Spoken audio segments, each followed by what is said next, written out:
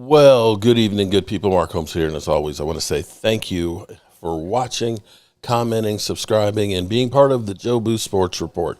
Without you guys, as well as you ladies, you know that this literally does not work. Sorry, I'm getting late started. I'm setting the timer up earlier and just trying to get things together and all that, and I'm just running late. Forgive me. Please forgive me. Lady Libra. What's up, Lady Libra? Lady Libra, I got to tell you that I was talking to... In time, Bryan, in this thing that I got, you need a radar to fire. Okay, I don't know what the heck that is. Okay, I guess his stream's getting started over there.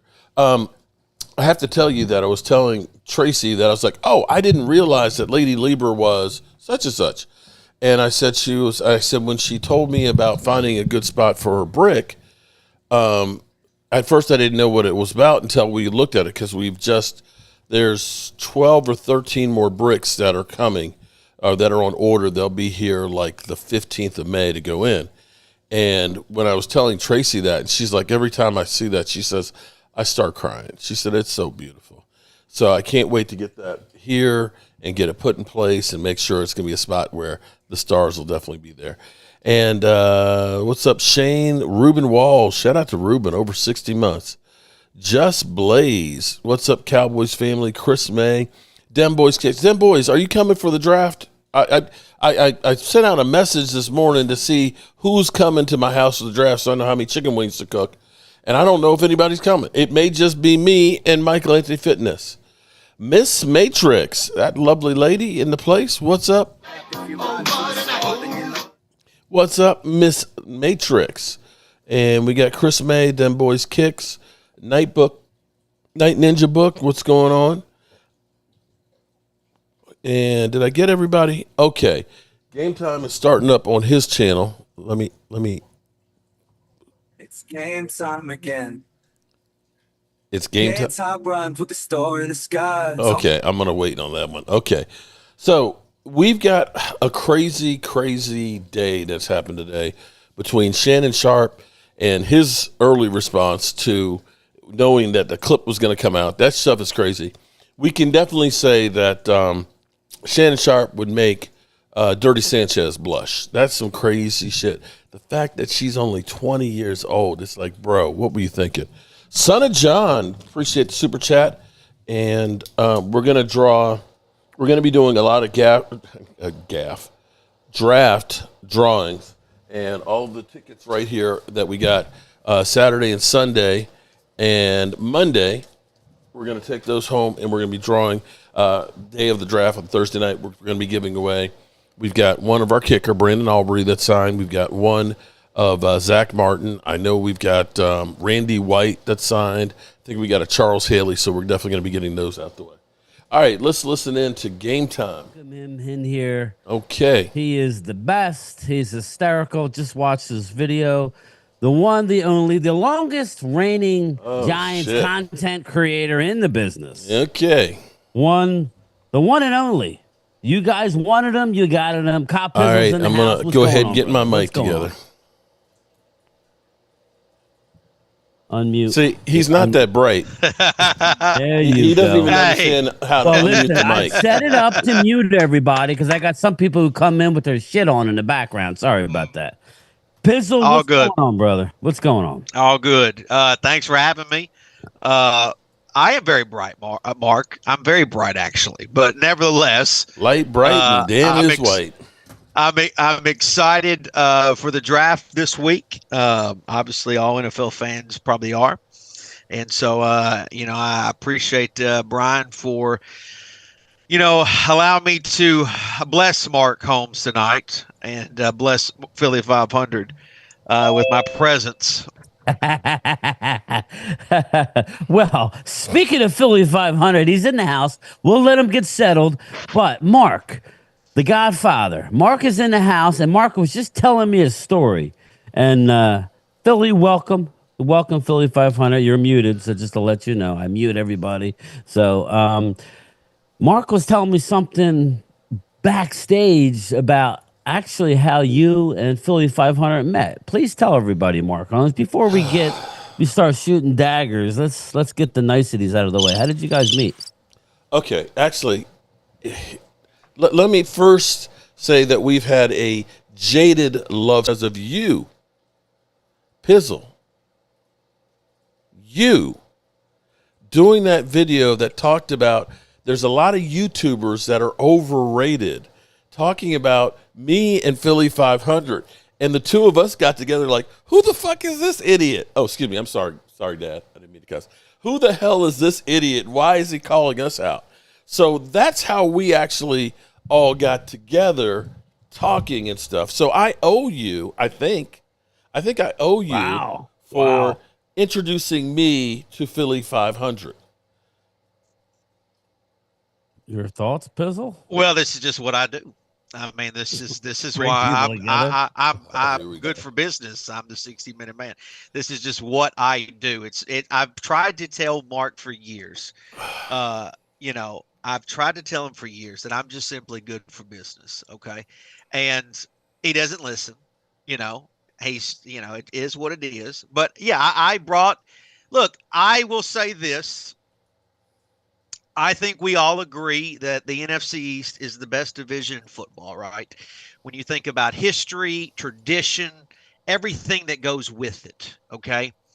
And we can all sit here and play pretend that, it doesn't mean anything each and every week when we play each other. We can all sit here and pretend like this weekend doesn't mean anything. But the reality is it means everything to all of us who are passionate about our teams within this division, right?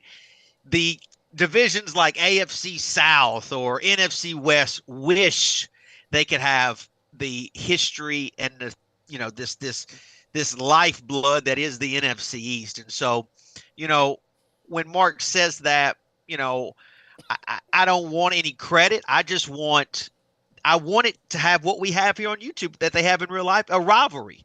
There should be a rivalry. Now, at the end of the day, we can have a heated debate and we can shake hands when it's all over with. It kills me to look at Philly 500 right now as the champion. I mean, every day is a damn nightmare in an Eagles world. Let's just face it. Mark Holmes, we can agree. Mark Holmes and I have something, or you too, Brian. We have something in common. We are looking up at the Philadelphia Eagles right now, and that sucks. Well, that funny sucks because I was talking to Bad Dog, and Bad Dog, he hates the Eagles with a passion. I mean, he doesn't even have any sympathy. Like, I don't have a lot of family left on this earth, but what family I do have, they are Eagle fans, except my sister, all my in-laws and all that. They're all Eagle fans, and I'm happy for them. I really am. But speaking of Eagles, he's here, the man, the myth, the legend, Philly 500. Thank you. I don't think we've had you on since maybe right before the season last year. I wouldn't be the first to tell. I mean, I've seen you on chats and stuff. We've poked fun, but congratulations, man, on another Super Bowl. As much as I hate to say that, it is awesome. Believe it or not, I don't know if Philly with 500 would say that about the Cowboys, and I understand, but I'm actually okay with it now. We've had some time. The Super Bowl's in the NFC East. How does it feel to really dominate Patrick Mahomes? Obviously we're going to talk draft, but how did it feel to dominate Patrick Mahomes, leave no doubt? And it was a really stellar performance. And to Pizzle's point, it sucked watching it, but now that we've had, it's some time, congratulations, man. Congrats. You there? You got to unmute yourself. There you go. Can you hear me now? Yes, we got you, bro. Okay, cool. All right, cool. So go ahead. It feels great. And we're going to get you, but not yet. Feels wonderful, What can I say?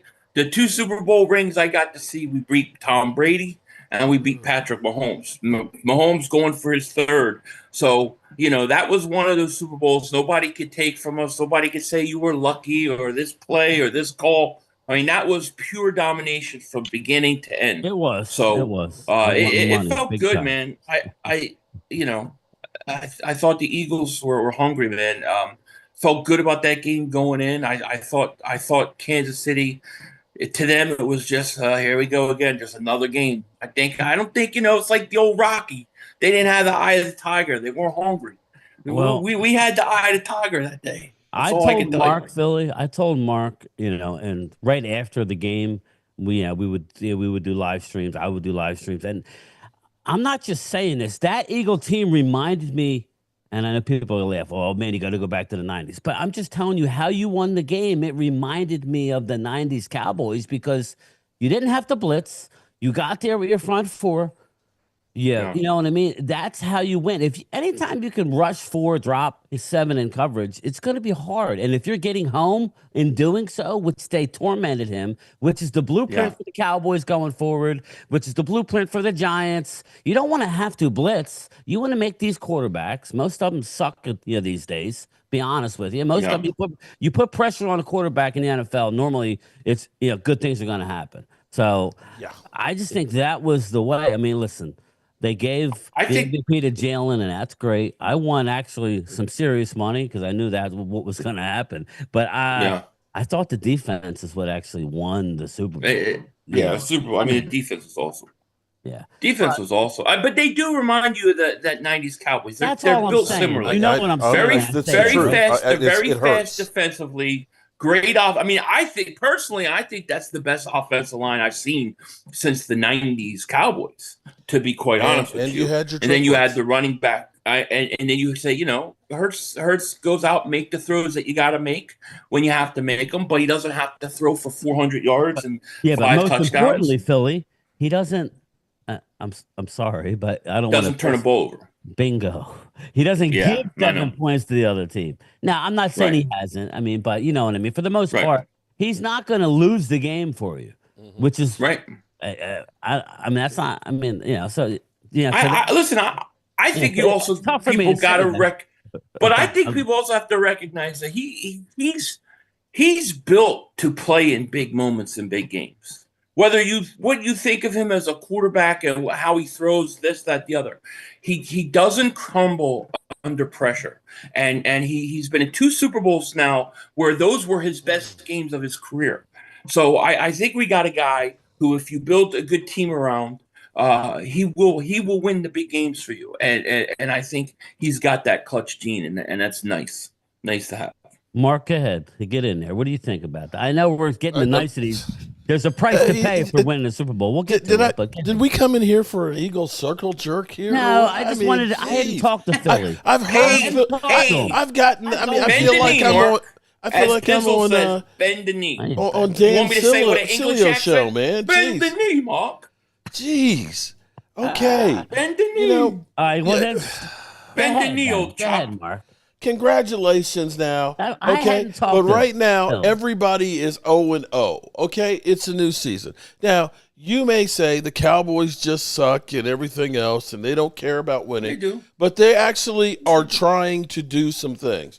Now, do we have a dysfunctional owner and GM? What things are they trying to do, Mark? Hey, I'm going to say we've had some underrated moves like bringing in Dante Fowler at 10.5 sacks last year.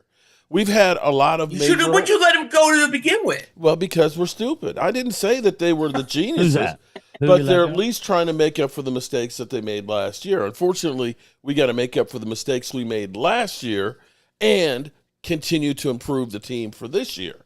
So, yeah, we've got a long ways to go. I'm not going to make any bones about it, but I can't say that the Eagles, that everything is going to go exactly as last year.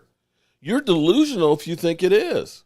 I don't think it's going to go. I don't think it's going to necessarily go as last year, but you can't tell me that any of these teams are up to the Eagles where they're at right now. Even through the all season, Eagles are still the best team in this conference, let alone maybe the NFL. Bro, so I don't know. Bro, you could have said they aren't. You could have made that argument about San Francisco last year, and what happened to them? San Francisco didn't win the Super Bowl. No, but you could. But okay, San Francisco had injury. Okay, so we got to take in injuries for the Eagles, but we'll ignore everybody else's injury. You don't know what's going to happen. I don't know what's going to happen. But right now, where we sit, this is the best team in the league, and it's not even close. Truth be told, San Francisco had more lost games than anybody else. Cowboys were second, and you can see both of those teams went down.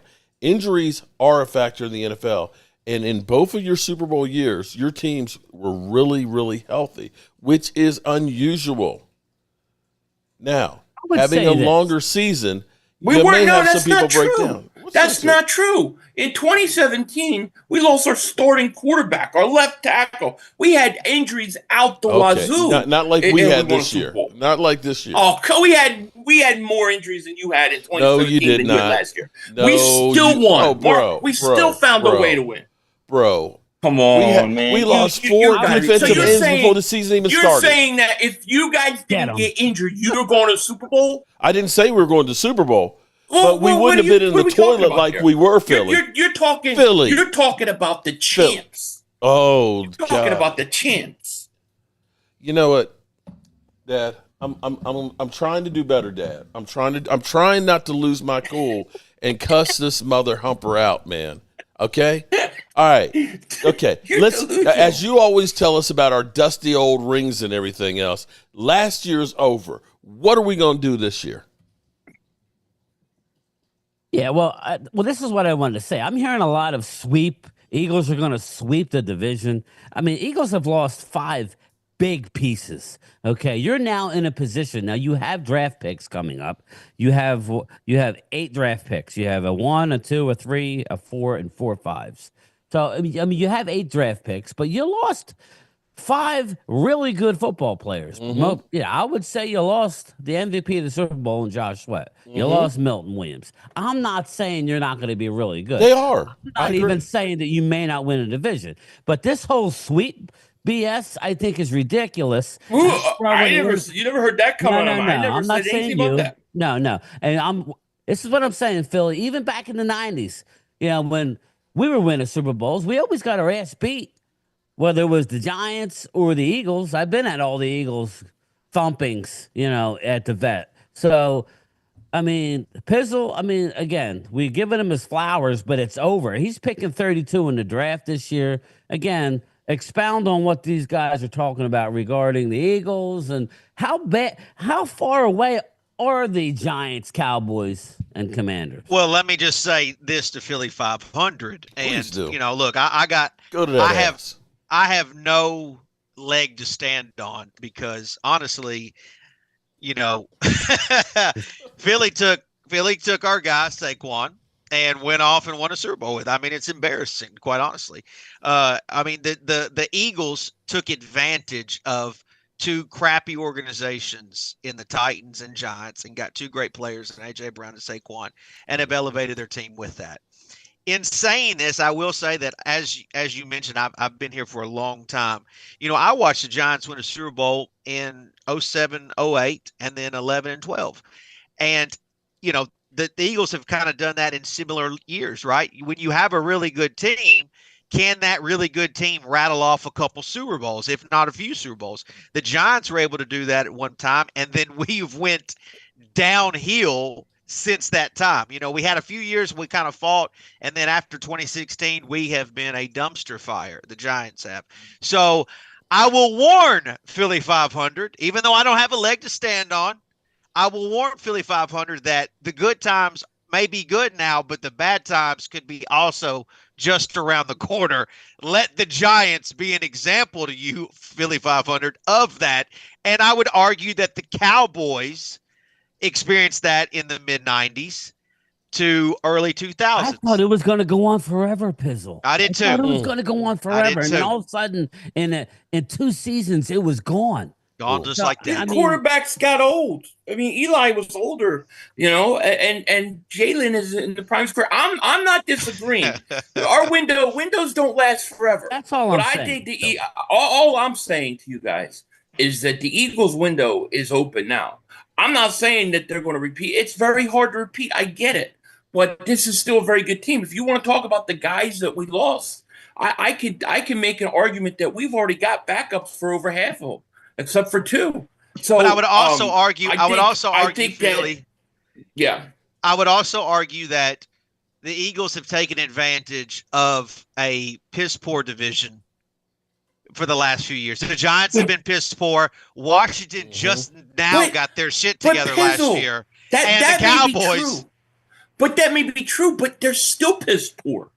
I don't know. The Giants, or what the hell are you guys even doing? Oh, Like, what are you even doing? Why would you keep that GM, right? And then try to build a team. You think he cares about your draft picks 2-3 years from now? He's trying to keep his job. Hey, yeah, I don't know what you're doing. The seat is hot, Philly. The seat is hot. The seat is hot. Blame him. Let's start with the Giants and what's going on. Because you started out. I'll let Pizzle and Mark go, but this is what's going on.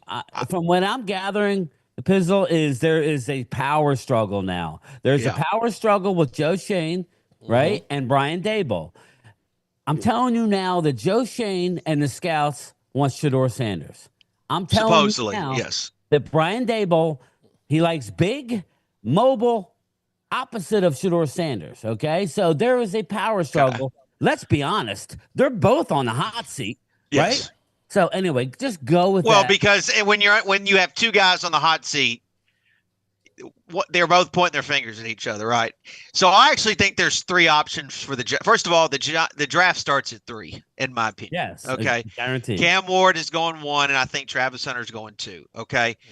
And then I think, the shit hits the fan at 3. So to me, I think there's 3 options. Number 1, you take the son of probably the greatest Dallas Cowboy of all time in Shedeur Sanders. Deion Sanders, in my opinion, is probably the greatest Cowboy to ever live. And so he's obviously Cowboys royalty. And, that would be weird to have Cowboys royalty on the Giants, right? So the Sanders family would then now be New York Giants. I think that's an option. And I think I agree with you that Joe Shane and company probably like him. The alternative of nobody gets what they want, but we just potentially take maybe the best player in the draft, Abdul Carter, would be, I think, the pick that the group would make that wouldn't make anybody mad, right? That would be the neutral pick. He could be the best player. Maybe he is Micah Parsons again. I don't know. Like, that's an option. I think that the league now is in a situation where pass rushers are the best players on the field, right? They are the best players. They wreak havoc. Philly 500 isn't the Eagles are an example of this. They win the trench war each and every week, and maybe the Giants can create a massive advantage in the trenches on the defensive side. But the option number 3, and I think that this is starting to develop because you saw rumors today about the Giants fielding offers. I haven't said this into my I was actually going to make a video tomorrow, so you're getting it first from me, Brian. I'm going to give it to you. I'm going to give it to you right now. I think that Brian Daboll is fighting to get Jackson Dart. I personally like Jackson Dart, quarterback out of Ole Miss. I think he fits Brian Daboll's system. I don't think Shedeur fits Brian Daboll's system. Brian Daboll wants to run the RPO game. That's what he wants. I think Jackson Dart can do that. I don't think Shedeur has that in his game. I think Shedeur is a more traditional pocket passing quarterback, whereas Jackson Dart can run, get outside the pocket, throw better. He's a better thrower of the football. I am a Jack. But here's the thing: if they take Jackson Dart at 3, then it's going to be hell over again, just like they did when they had Daniel Jones at 6. So what I think could be developing here is you see the Giants potentially dropping back, right, acquiring some more assets, and then getting their quarterback. Where they would go, I don't know, right? Because there has been some rumors that some teams want to come up and get the running back from Boise State. Maybe there's somebody that really likes Sanders, right? Shedeur. Maybe somebody really likes Will Campbell, the offensive tackle. Abdul Carter, someone maybe like him. I think that you could see the Giants back up out of 3, take Jackson Dart, acquire some more assets, whatever round that would be, and there you go. What if I told you this? And late news yesterday, a little bird landed on my shoulder. This is what's going on. Like I said, the whole power struggle is real. I believe they will take Abdul Carter. I do too. I ultimately think that will happen too. Yes. You know what rumors that is? You know what rumors are flying off that? I'm just going to put it out there. Go ahead. Just because Thibodeau to the Eagles. Oh shit! Here's the deal, Pizzle.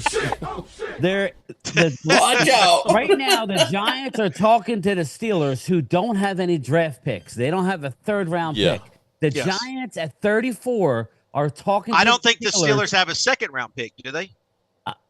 I'd have to look. I don't but think that.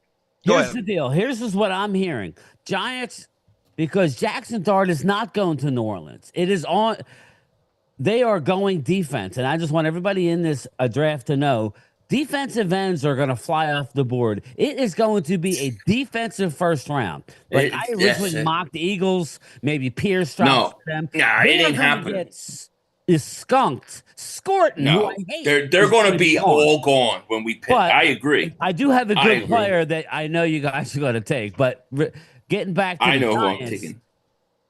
34 to 21. Just remember I told you that. They're going to go from 34 back to the Steelers. Now, I had them going for Shador. I had them going with Abdul Carter. The Saints are not going quarterback. The Saints are going defense. Saints want a replacement for Cam Ward. They want a Cam Ward type body. There's plenty of them. Shamar Stewart, Michael Williams, whoever's there, that's who's going to get it. But I think the Giants are going to find their way back at the top, get the fifth-year option, and get their choice of Shador, who I mocked him, but it makes a lot of sense if you're telling me he loves Jackson Dart that much. Well, if I told you that you got Abdul Carter and Jackson Dart, how would you feel about that? I'll be honest. happy as shit. And you can see my demeanor right now. I'm being Go open. nuts. Like That's I a am. big I problem am if that happens. Well, no. If I am a little bit shell shocked by the last couple years. Be honest with you, as a fan, right? Yeah, I'm a little bit. My cage has been rattled, and I've had a rough time, right? And Wearing dresses will do that to you. If you give me Abdul Carter and you give me Jackson Dart, or even if you give me Shador, right? I don't hate Shador. Either one. I don't hate Shador. I've already going into the season realizing that Russell Wilson is probably my starting quarterback week 1, right? Maybe there's a chance that Winston gets him, but I still think we're gonna play a veteran quarterback week 1. So with that being said, if you give me Dart and Abdul Carter, I will have life again in my soul, right? But I think that's Joe Shane's power play. It's like, I gave you Abdul Carter. Now I'm taking my guy, Shador Sanders. But even if it's Dart, like one of the two, I would think that would be good. Now, again, I mean, and, I think that's good. Now, Philly. And if they come out with no quarterbacks, then what? Well, again. Well, look, let me say this. Let me say this, Brian. For years. Let me say this, Brian. I disagree. Look, whether you want to admit it or not, quarterbacks come and go, and they emerge each and every year in the NFL draft. If the Giants don't have a guy that they really like, I don't think they should force it. We need stars. We need. Well, no, I'm not saying. I'm talking about. Go ahead. Even I've heard Milroe, right, in the second round, the Alabama quarterback, and some people have said, well, he might be like Jalen Hurts. I disagree. That would be with that. Scary, though. I think he can run. I think he can run great. I don't know how well he can throw, honestly, in the NFL. So, look, I don't think the Giants at the end of the day. They said the same thing. At the end of the day, the Giants need to acquire talent, and not just a quarterback for the sake of getting a quarterback. They need talented players. They need dogs on this team. And look, if we get Carter, that would be nice to have this potential scary pass rush. I have heard Eagle fans, and I haven't heard him say this, but I've had Eagle fans say, "Oh, I can't wait to see who the Giants are going to draft for us at number 3." So I've already heard all the chirping. They're feeling fantastic right now. I get it. We're embarrassed. Brian, finish answering your question. I just want the Giants to get some talented players this weekend, and let's just go have some fun again, and let's go compete. That's really all I can say about this weekend. I will say this, though, about the Giants. Oh, I'm sorry, Mark, but I just want to say this one thing. The Giants could complain. You could complain about the Giants not having talent. Maybe they just don't know how to develop it. Because Barkley is just a running back in New York, and then he goes and he has the greatest running back you've ever seen in Philly. Azeez Ojulari is coming in, double-digit sacks this year in Philly. You watch. And let me say this, Phil. Let me say this, and I will eat crow. I will eat crow for this. Not a lot of content creators will do this. I thought Saquon's better days had went. I truly did too. I thought he was done. When he showed up in Philly, I said they're not getting what they think they're getting. Well, clearly I was wrong. And I got a pie in the face, Fair and enough. you got a Super Bowl out of it. And so What you saw, Pizzle, it kills me. saw him running behind do you- the dominant offensive line. Yeah, That's what he went to a do you great guys- team from a garbage ass one. Do you guys know that the last 5 Super Bowls has had a Giants first round pick in it in the last 5 Wow. Super Bowls? Did you know that? Oh, wow. Wow. Yes, Wow. Saquon Barkley, Wow. OBJ, Kadarius Toney, JPP. Wow. Well, here's Yeah, the That's thing. crazy. Let me Yeah. just Crazy. point out one thing that nobody is really talking about.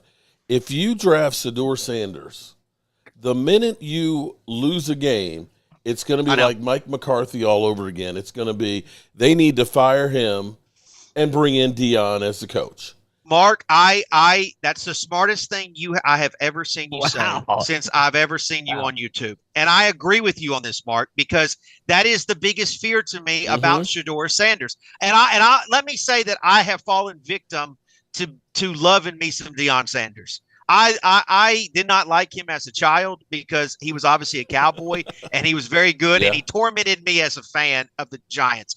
But as I've gotten older, I respect him as a father. I respect how he goes about his business. I love the charisma that he carries. Right, the way I just like me. I like Prime. I really do.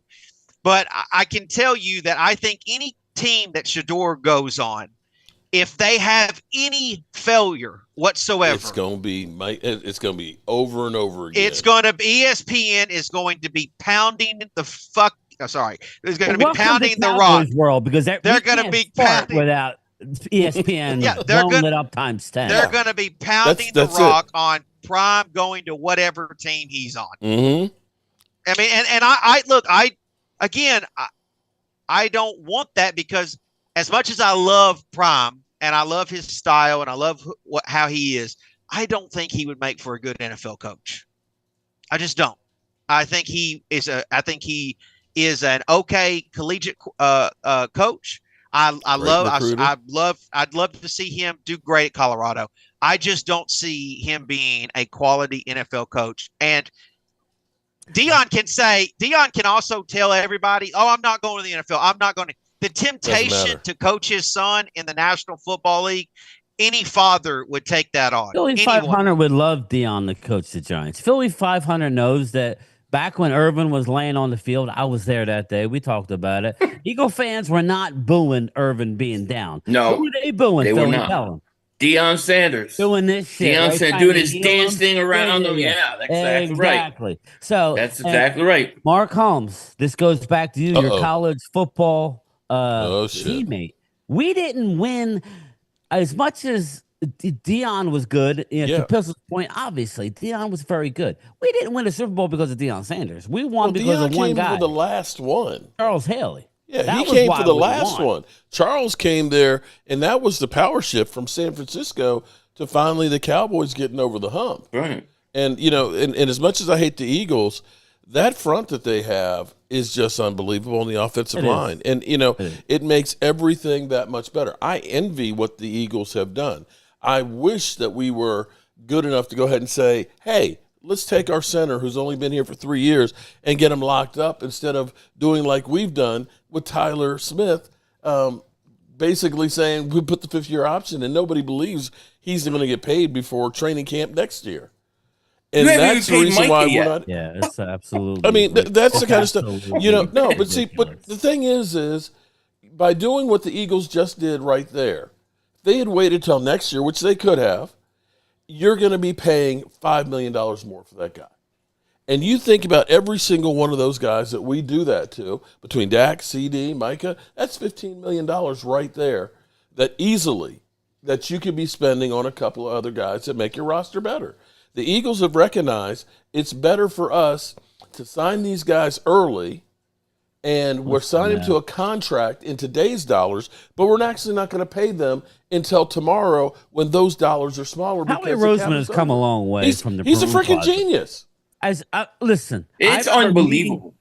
It's Philly, unbelievable. I met Howie Roseman early on at the Models. It's not even open anymore in Berlin, New Jersey. It was Yes, I used to early go on in his there. tenure. I used to work right near there. Howie walked in, and I was talking. I had my Dallas shit on, and he was, he was a great guy, but he was kind of like a laughing stock. And then Chip Kelly came in, and he was put in a broom closet. The one thing I Right. can say about Howie Roseman, I think he's the best pro personnel guy, and he's turning into a good drafter. Just how he goes He up is. and down. I actually think, and I'm sorry, everybody. Everybody wants me to be mean, but they're the Super Bowl champions. There's only so much we can shit on the Eagles. It's not much right now. But Howie, actually, I think We he can still broke the shit on record. him, okay? Well, We can still I would hate like him, to, okay? but there's not many options right now. We got to give them their flowers. But Howie, I think, broke the all-time record for trades last year, moving around the draft or the year before. I don't know. I think it was last year. And Yeah. listen, as much as they only have 8 picks, they have 4 5s. They don't have a 6. They don't have a 7. We have 20 picks over the next 2 years. Yeah, I just know that they're going to drop back and then pull back in. I mean, they're going to do something just because I feel like, I just feel gun shy. I think they're going up. I think they're going up. Who are they going up for? That'll depend on if anybody drops. I think if one of those defensive linemen, if somebody could fall into, like, say, the early 20s, I think they move up. The reason I say they move up is this. One, you got 20 picks in the next 2 years. And two, everybody's trying to trade back. Yeah. So Howie tends to do what everybody else doesn't do. And if he finds that there's value in trading up because everybody's trying to move back, he will do it. So I expect the Eagles to move up. Now, I agree with you. I think the defensive line is going early. I think it's coming off the board. So I think that really when the Eagles are looking to move up, I think that and people disagree with me, but I think the value is going to be in a guy like Malachi Starks. You don't have to trade up, dude. I just did a draft last night. He's going to be there at 32, and that's and I think he's Georgia the guy because that comes in and he goes right in CJ's spot. Boom, start. Yep. And I think that's where the value is going to be. Now, if let's say you're the Giants or one of these teams want to go up and get a quarterback and we stay at 32, well, if the offer is good enough, they might move back. How he's going to play it. If you're not going running back or quarterback, the 5th-year option isn't that big a deal, right? If it's a quarterback, if it's a running back, you want to run him into the ground to let him go. Don't pay him the 2nd year usually. Yep. Then fine with the 5th-year option, but. Yeah, I had them taking Malachi Starks again. When you really look into the draft and what everybody's hunting defensive tackles and defensive ends. Yeah. There's going to be a couple receivers. Exactly. The offensive linemen are horrible this year. All these content creators saying, go get an offensive lineman. There's nobody close to Penei Sewell or, your right tackle, Lane Johnson. There's nobody close to nobody. Yeah. Even Will Campbell is not that great, everybody. So I agree. I think they would love Walter Nolan, or I think they would love Pierce Jr. Close to you. But they're not going to be there. That's what I've been trying to tell people. Yeah. When Myles Garrett made $40+ million, okay, and then you still have Micah's contract has to drop. These teams want to get a pass rusher on a rookie deal. That's why the Giants may go take out Bill Carter at the end of the day. Because then you got him on a rookie deal instead of paying him $40+ million. I think the edge rushers go off the board really early. So I think safety's the move. Well, Pizzle, I've been saying, I got kind of shit on because I've always given the Giants more credit because I see their defense. I see, what they have. You put Abdul Carter opposite of Thibodeau. Now, that's a nightmare. Do you think? And you got on the inside, you got arguably, I'm not saying he is, but arguably one of the best interior defenders on the inside. Are they really going to trade Thibodeau? I mean, I don't think Brian Burns, though. You still got Brian Burns. Maybe you move him. I don't know, right? I mean, I don't think they would trade. I think at least for this upcoming season, they would have all three. Thibodeau played a lot.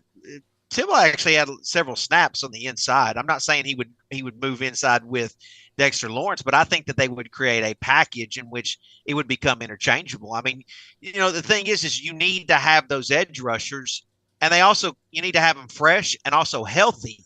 This idea that your two edge rushers are healthy all year long doesn't even really exist anymore. You get guys, look, this this is becoming the NFL schedule is becoming so long and so hard on these players that you're going to have a 1A and 1B at certain positions. I mean, you're seeing it now. Teams are putting emphasis on backup quarterbacks because they're playing so much. I mean, starting quarterbacks aren't even making it throughout the season. So this idea that you would only have 2 edge rushers on a team, I don't think is right. I think you're going to want 3, potentially 4 edge rushers. And look, I'm not saying that Kayvon would have still a future with the Giants, but I mean, you could maybe move on from him, but I don't think instantly this year they would move on from Kayvon. You know, I will say this, like that draft they got with Kayvon draft, they drafted Kayvon and then Evan Neal, who has not panned out at tackle for us. So that was a Joe Shane draft that if they did move on from Kayvon, man, they really missed that one up really bad. Do you like Kayvon Thibodeau? Do you like him? Do you think he was? I have always worth the pick? I have always said that if you watch Kayvon in college, you were not going to get these big sack numbers. That's just wasn't his game. I knew what they were getting with Kayvon. The problem is a lot of football fans who say they're hardcore fans are really just casuals. And so they assume that somebody like, for example, Abdul Carter, they just assume that this guy is going to come in and be 11, 12 sack guy, right? And maybe he is, but some players, some edge rushers are just better playing, stopping the run. They're just better at containment. They're just big. They're just fast. They're not necessarily sack machine guys. Kayvon wasn't that in college. And so to me, like, I don't think he's not been a letdown because I expected what I've been given by Kayvon. You know, he was gonna have. I knew he was gonna get mad at the Giant fan base for chirping because he was mouthy in college, and I've pretty much got what I expected out of Kayvon. I'm not personally done with him. I've been a little bit after the Saquon thing and everything else. I've been kind of a little bit hush hush on saying that players are done because I've kind of learned my lesson on that. But it would be cool to get Carter and have a potential stronghold at the defensive line position because I do think that even as bad as the Giants have been, Dexter Lawrence has been awesome for the Giants. He's been a monster. Oh, yeah. And so Dave Gettleman got a lot of shit for being a bad GM, but that was one move in trading for him and acquiring him that was really a right move for him. Mark, get in here. I mean, we're talking draft today. Jerry Jones rambling on at his pre-draft presser. Then we get rumors that we got 2 trades, big trades on the board. We got other free agents in the building. Yeah. What's your thought? Number one on who? I mean, I think I know who we're taking, but like Philly 500 said, we're all trying. Everybody's trying to bail because the strength of this draft is if you're not in the top 5, let's be honest, the strength is round 2, round 3, round 4. Basically, after 10 to 40, you've got about the same type players. So it's the perfect year to be drafting 32. Well, congrats. I'm hoping. Here's where I feel like if Genty starts to fall, if Genty gets past New England and the Raiders and starts falling, I think the Cowboys might consider trying to jump up and get him because I think they feel that strongly that seeing Saquon do what he did for the Eagles, that all of a sudden the Cowboys are going to want to get that. I don't necessarily agree with that. I would rather be able to move back, but you have to have somebody who wants to trade with you. Matthew Golden, he's a speedster and things, but I still would like to have that big possession wide receiver. I still need to have a guy who's in the red zone. Now, we heard the rumors today, although I don't think it would happen, is with Denver possibly, Courtland Sutton, there on the last year of his deal, they may be looking and saying, okay, let's dump his salary. They can save, if they trade him, about $6 million for this year and possibly be able to move up. And we're hearing that they want to move up higher. That would not be a bad one if we were exchanging the number 20 pick with the 12 and we end up getting our possession wide receiver. Then we can go out and maybe get Hampton. Maybe he falls deep enough so we get the running back and the wide receiver and still have our second and third pick. I would love a scenario like that. Now, as far as trades go, Jerry Jones is getting us all, juiced up and ready to get something big. I heard a rumor today. I don't know what you think. And watch it on the I heard being. Jeffrey Simmons.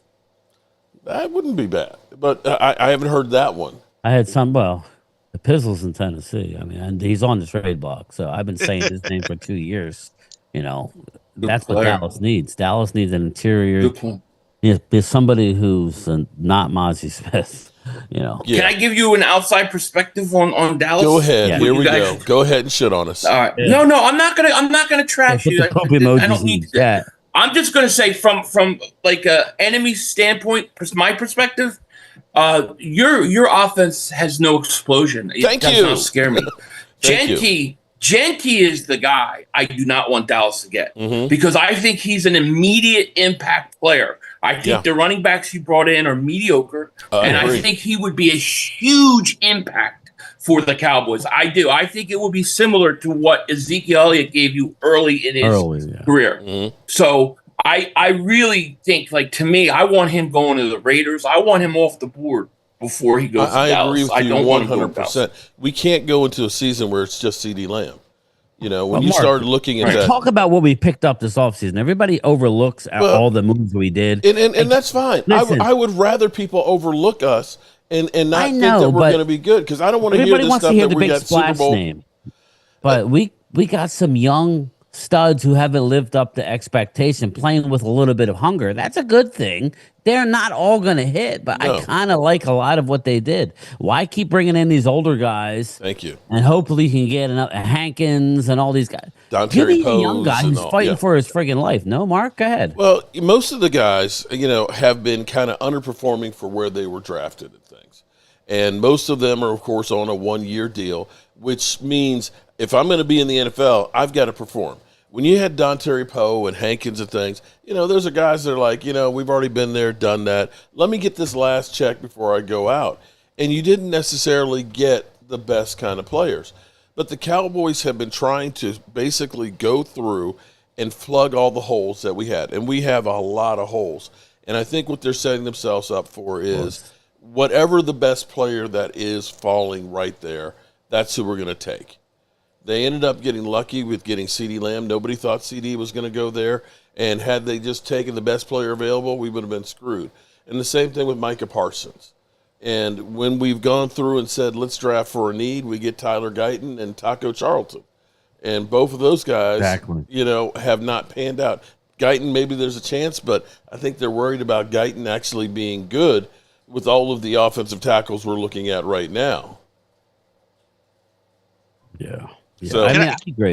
Can I bring up a point, Brian? Yeah, get in there. Get in. So, are you guys familiar? And I don't watch it, but are you familiar with the show Landmine or Landman? Yeah. Oh, yeah. Oh, yeah. We Love had it. our owner So- on there. Billy Bob. Okay, so I know I want to. I'm assuming you guys saw the hospital scene with Jerry, Yeah, right? of course. And we he had. wasn't acting, Pizzle. Okay, That was okay, him no. for Let being me. real. I want to. Go ahead, So, go ahead.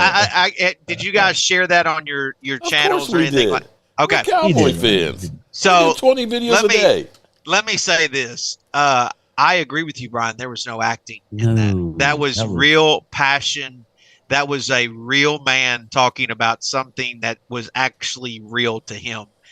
I think you guys, and with Jerry's age, and obviously it's starting to show, I think you guys are either about to be very dangerous or you're about to go downhill really fast. 6 Because minutes, I think Jerry is about to go all in and get crazy. I really genuinely do, because that man in that particular scene appeared to me as a dangerous man. Does that make sense? Nothing man, to a lose. a man, yes, He's like a yes, Mark. wildcatter. Yes, Whoa, a man that is got nothing to lose, Mark. And again, I understand that was a fake television show, No, but he I wasn't acting. No, I that don't was think his- he was. That was He ain't no literally. actor, They Pizzle. said, Jerry, go be Jerry. He was talking Jerry, go about be Jerry. family. So with the draft coming up, right, this is a chance to make some wild things happen. And I think that you guys this offseason, is it fair to say that you guys have relatively been quiet? No. No, I think in the landscape. No. I think look at Philly No. in the landscape. You look at last year. Last year, we were the last team to sign a free agent, He don't and it was mean our quiet punter. like that. No, No, Mark, you're right. Quiet. quiet. I'm saying they've been quiet, Mark, in the term or the sense of the media and the nobody is really you guys get talked about so much during the season that it's rare that here we are in the offseason and nobody's really talked about the Cowboys. It's almost like you guys have been laying in the weeds, not saying nothing with the poker face, waiting to make that big move. And I think they fell asleep. No, actually there's a change that has happened, okay? But do you not agree with me, Mark, that I really feel like you guys are laying in the weeds? Yeah, they are. And there might be something really big coming here, and it could come this weekend. It may. But see, I'm going to say that the Cowboys got high on their supply because for 3 years they literally did absolutely nothing in free agency.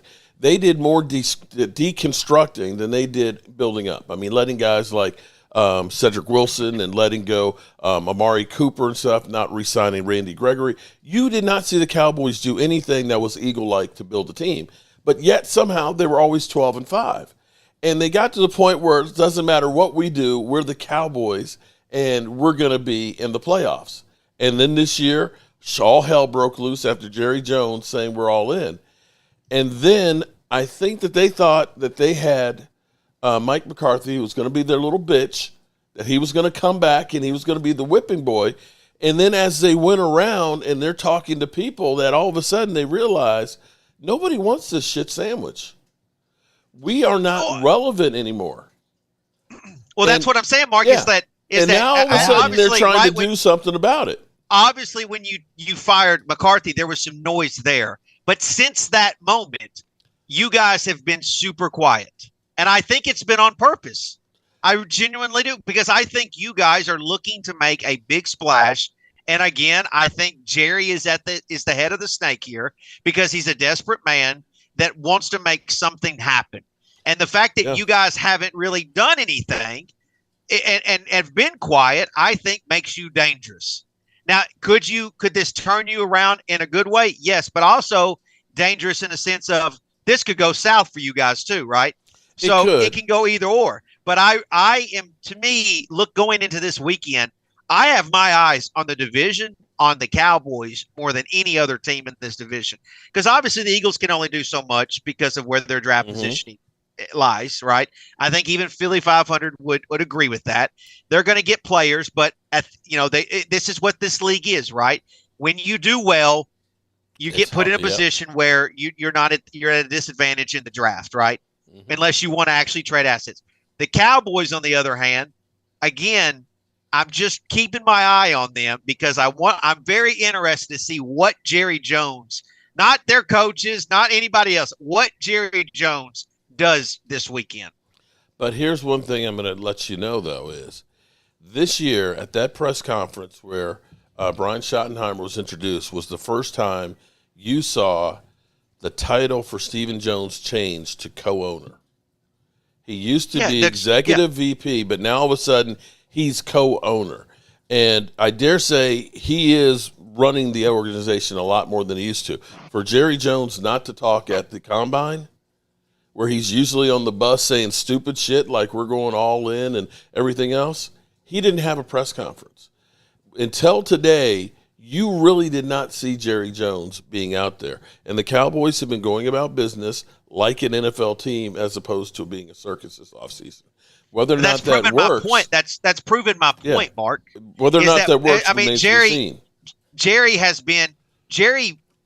makes a lot of noise, right? I mean, that's what he does. He puts himself out there. Mm-hmm. And look, I've said 100 times now that I shouldn't knock Jerry Jones because honestly, if I was Jerry Jones, I'd probably be exactly like he is as an owner. I think all of us would be. Mm-hmm. All of us supposedly love our team so much, just like Jerry loves the Cowboys.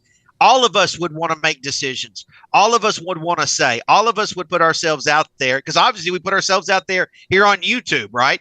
So I think we would all be Jerry Jones if that was the case. Billy, go ahead, Bill. I know you're going to say something. I have a question for you. I'm just curious what, you say you're watching him, and I kind of agree with you. Like, keep an eye on him. But Like, what kind of move are you expecting? Something to immediately get them better now, or something like trading for Shedeur Sanders? Okay, I think something like that. I'm not saying Shedeur. No, I'm not saying that. But you brought up Gentry, right? You brought up him, and I agree. Yeah, I think that's the guy. That's dangerous, right? That's dangerous. Very dangerous. If you give Dak a legitimate running game, then and a guy that's very good. Jerry Jones, to me, and again, going back to Mark saying co-owner Steven, I think he understands that he is on the very end of the back nine here, right? I don't wish any man to go, to head to the grave anytime soon, right? But Jerry understands his age. He's a smart man. He's been a smart man for many years. He obviously has made a ton of cash, so he's got to be somewhat smart. The reality here is Jerry knows that he is running on borrowed time in some sense. So why would he not sell the farm and go get a guy like that? Why would he? To me, it's someone's told him, "Hey, listen, Jerry, just shut the hell up." Right? We don't need you. We don't need you ruining our draft plans for potentially a huge splash. So what I'm saying is, Philly, is maybe the Cowboys don't do nothing, right? Maybe they stay and they say, you know what, we're just gonna keep doing what we're doing and just keep rowing the boat. Or what if on draft Thursday night, all of a sudden, here comes the Cowboys moving up, and they just sold the farm to go get so and so. Because Jerry is desperate and he's been waiting to make this move, and now he's going to go out and get his last great guy. They did say that they are hot on Hunter. I agree. They're hot on what now? What'd you say, Brian? Travis Hunter, but everybody is. I know, Dude, but you need Genty. I'm telling you, that's the pick for I don't Cowboys, even know man. that. I mean, I love that's Genty. the pick. I made a mock a couple of weeks ago, and people laughed at me. Now all of a sudden, yesterday, he's rumored to be going number 5, Genty. I'm like, yeah, I said that 2 weeks ago because. And all of a sudden, I like the on the trade back. So, the Jags are looking at Genty right now, and that's going to kill. Would there be any chance? And to bring up the point of Prime being an NFL coach, would there be any reason why you guys, in particular, would draft Shiloh late in the draft? Yeah, we got 3 7s, right, Mark? Well, I don't care. He plays. But that's what I'm saying. Like, if he's on the Cowboys, well, let's be honest, Pizzle. We got a coach who I like. I'm not saying he's bad. Pedigree, but as far as Schottenheimer, but he's unproven. It could go one of, like you said it. You guys are saying it right. Everybody that's underselling the Cowboys, okay, good. I like it, right, Mark? We like it. Yeah. We could be back to winning. We have a tough schedule, maybe 10, 11, and in the playoffs, or we could have 4 or 5, and it's gonna in large part. It's going to be part of what happens over the next month from today. Like, I think Pizzle's right. I think that they are about to do something. They're rumoring 2 trades, and they're not talking small trades. What are those trades? Is that like Tyreek Hill, or is that? I mean, I don't know. I don't want Tyreek Hill, but I'm just saying there is something on the horizon. I don't believe they're moving up, Pizzle. I will tell you that. Well, I just feel like, and going back to Philly, going back to Philly 500 and his Howie Roseman. Howie Roseman's name is out there for being great, right? Mm-hmm. So if you're a general manager and Howie Roseman calls you, you second guess, like, wait a minute, this guy's clearly smart. I don't know if he's about to fleece me. So maybe I don't do a deal with him. But Jerry, on the other hand, gets talked about how bad he is, right? And Jerry calls you and says, hey, I'm off. And then all of a sudden, Cowboys are jumping on that. Yeah, well, this goes back to last season, Philly, when Jerry Jones, he likes to walk the red carpet on the field. Mm-hmm. He likes to talk his shit, right? And he got his fingers and everything. He was getting punked out. He didn't even know he was getting punked at the link. They were laughing. Eagle fans were cheering. They were saying, "Thank you. Keep up the great work, Jerry." And he didn't. Yeah. He didn't realize that they were know what was going on. But he did when he went back to the Star. And they went and told him, say, no, Jerry, they're laughing at you. They're laughing at you because this is what you've won 3 playoff or maybe 4 playoff games since their last Super Bowl. They're laughing at you because you're more worried about selling T-shirts and jerseys than putting a winner in the playoff. And we can argue about whose fault and how we got there.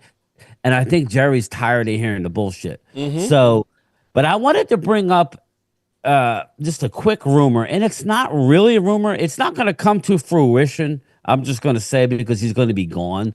But there was a serious rumor, and I know a lot of Eagle fans hate this, but the Eagles were in talks to move up to number 4 with New England. Now I know Yeah. Philly. If I know Philly, he would hate it. But AJ No, Brown, I don't. Yeah. it was real, but I don't think they would ultimately pull the trigger because of the fan reaction. They want I don't do. anyway. Go ahead. It was the Eagles that jumped to number 4. Eagles Right. would get Abdul Carter, but in doing Mhm. so, they would have to give up AJ Brown and more. Yeah. So That's a lot to And to the move from 32nd pick. right. To move 32nd it- to oh no way. That would cost you. This is hell no. this I like the this whole idea of AJ Abdul Brown. Carter, though. The whole AJ Brown. Oh yeah, I like Abdul Carter too. But I'm just saying. AJ Brown just signed a contract. He's there till 2029 through We're 2029. trying to trade every one of our players you just signed, and that's why I was. But I mean, I was one, breaking the you balls in couldn't Dan do it. Filio. Yeah, you couldn't know? do it because of the cap, right? The cap number would be That's too what hard I to told do. you when Anyways. you were saying Dallas is going to. I forget who it was when you and Right, Mark right. were But on. it was And I'm like, Dak. It was Dak Prescott. It's not going to happen Yeah. this year. It Yeah. can't physically happen. No, That's but all was saying. you know, I gotta You were bust the fucking- balls. Yeah, though. you were. Yeah. Yeah, you I know what what I'm doing. You know I what know I'm what you were doing. doing, but I you had know to where figure I'm it out. from. I gotta do it. Oh.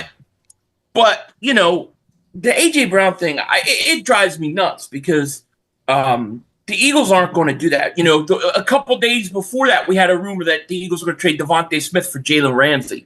Now, why on earth would the Eagles That's a trade for stupid Jalen one. Ramsey Yeah. when they don't even Ramsey don't even like Vic Fangio? He was one of the guys that ran him out of Miami. I mean, People don't look at the. to me, I mean, I'll tell you this. I connecting straight dots. up, if the Eagles made that trade, then I'm going to come on here and tell you the NFL's fixed. Because the Eagles would single-handedly have just destroyed one of the better Super Bowl teams I've seen in a long time. This comes after the NBA has Doncic go to the Lakers, right? And you can't tell me that was not the most fixed thing ever. So I just would have no faith in the sport anymore, something like that. That's how ridiculous I think it is that would happen. To get there, remember when you guys moved up for Carson Wentz, you traded with first, was it Tampa? To get to like Tampa's 13th, and then you traded with, I don't remember who it was. But you did 2 trades to get up there. Two trades. Yeah, you traded first with Tampa to get to like 12 and or then 13. we traded with Miami. We traded with Miami. Right. The was amount one of of the capital and then it we would went take to get from 30 seconds. I mean, San Francisco gave up 2 number ones and a 3 to go from 12 to 3 to get Trey Lance, which they should have done. What do the Patriots want with AJ Brown?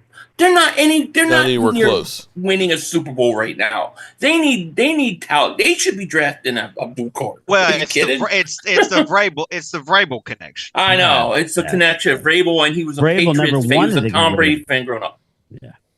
Yeah. I get it, but it ain't happening. It's not going to happen because Abdul Carter's not going to be there. Number one. Number two. No, I mean, look, I love Eagle fans love Abdul Carter because he's an Eagle fan. He's an Eagle fan growing up, so they love him, but he's not going to be there, you know. And hopefully he doesn't go to. I don't care if he goes to the Giants. Giants don't scare me. Sorry, Pizzle, but you know you could stack all the first round picks at your edge. It don't matter. You know, say hi to Russell Wilson. Let me send him a new Walker. Old bastard. Damn, talking cash trash tonight. Okay.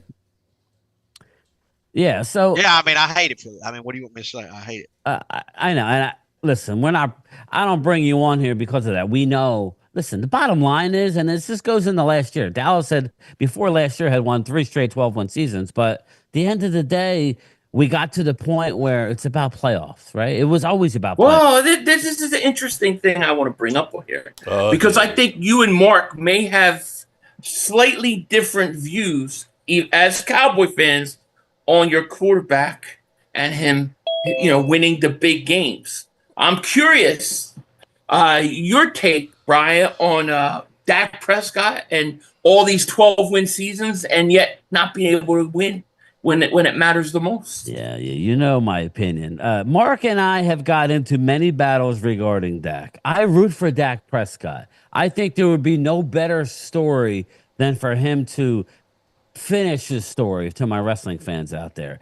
But injury after injury, I am concerned for Dak. Now, I mean, he looks good, but I don't know, guys. You guys are more Running out of historians than I time. am, probably. Who was the last guy that was going into year 10 that had gotten to a Super Bowl for the first time? Has there been a quarterback? Maybe Doug Williams? I don't know. I mean, how many quarterbacks have How been old with was one Peyton team? Manning? Who? How old was Peyton Manning when he finally got his? Yeah, I don't know. Yeah, but that was multiple. Elway got one late in his career. Yeah, Well, Elway's Elway was got late. 2 late in his Oh, career. Yeah. But last 2 well, years. they changed the way they played football too. They went got a and running back. Terrell Yeah. Davis, Mhm. and they went They got a and running back. yeah, Well, zone then- blocking and all that. So That's the case to move up for Genty then. to get to your point, obviously, what I'm worried more about. critical than Mark. Mark, I didn't know this until he told me. He basically started his channel around Dak Prescott. So Mark has a special.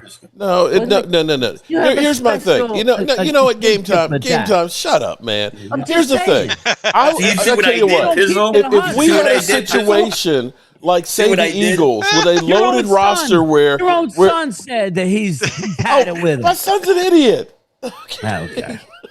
All right.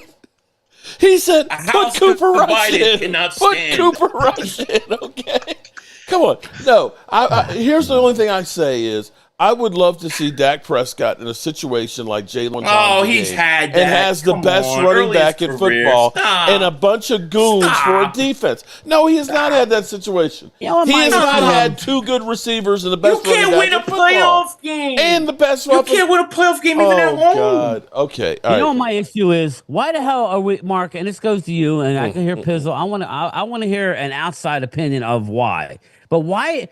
I think I know the answer, but I'm going to ask Mark. Why did we pay Dak Prescott $16 million and then we're not Then do doing nothing the to work things- with him, What's that? and then do nothing to help him.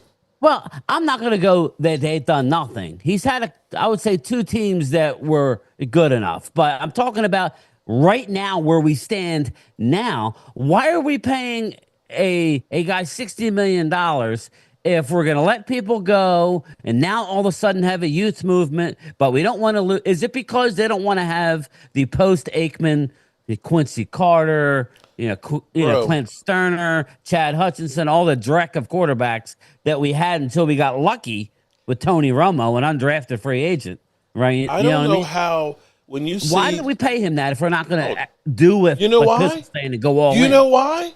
Because Dak Prescott is the gift that keeps on giving. Because he keeps you relevant. If he stays healthy enough, he's going to get you a few wins, and they will constantly talk about him. Because here you can go ahead and talk about how great the Eagles are. They won 2 Super Bowls and been to 3 since 2017. Yet you can look at Kansas City that could have gotten a three-peat. You looked at a historically great franchise with what New England did. And guess what? Dallas Cowboys is talked about more than all of them combined. And the reason is it's controversy. So when you want to talk about winning, in Jerry Jones's mind, being talked about in the same way I'm getting cussed out and laughed at in Philadelphia, he feeds on that shit. Well, Yeah. I would rather. I feed would on think just winning would be playoffs. better. Yeah, I know. It's just I still don't understand. Pizzle, why do you think we paid Dak $60 million? Why? Why did we 'Cause- pay Dak 'cause Jer- Prescott $60 million? Because Jerry Jones, who is a probably prideful man, wants to be right. I mean, I look, I will say this, like Philly 500's making fun of me because I got Russell Wilson at quarterback this year. Okay.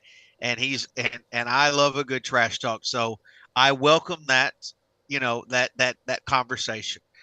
The Giants, whether I liked it or not, had to make a tough decision to just restart it. Right. That's a tough pill to swallow and move on from that. The Cowboys eventually have to swallow that pill, whether they like it or not. Okay. I think in the end, whether Dak Prescott is good or not, or gives the Cowboy fans what they want, it all comes down to Jerry Jones wanting to be right about Dak Prescott and wanting to justify the contract that he gave him. It all comes down to one man. I mean, your whole life, both you and Mark, are dictated by Jerry Jones. That's reality. That's facts. Billy And 500. I want your opinion. Why do we pay him $60 million if we're gonna not attack it? Like Pistol said. I mean, I don't have a problem, right? We're always saying how great we are at drafting, and I understand we've Yeah. had some mistakes, but all in all, we're one of the better teams in drafting.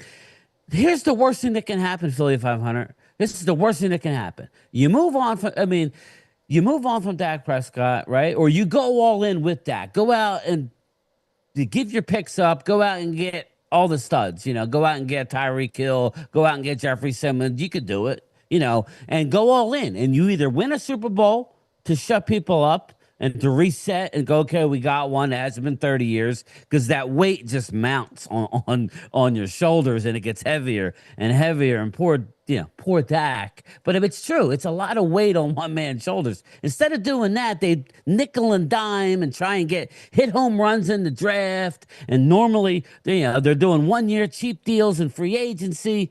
Just go all in, because if it fails, you're going to get a top 5 pick. And that's the only way you could truly get a next quarterback stud in an Arch Manning.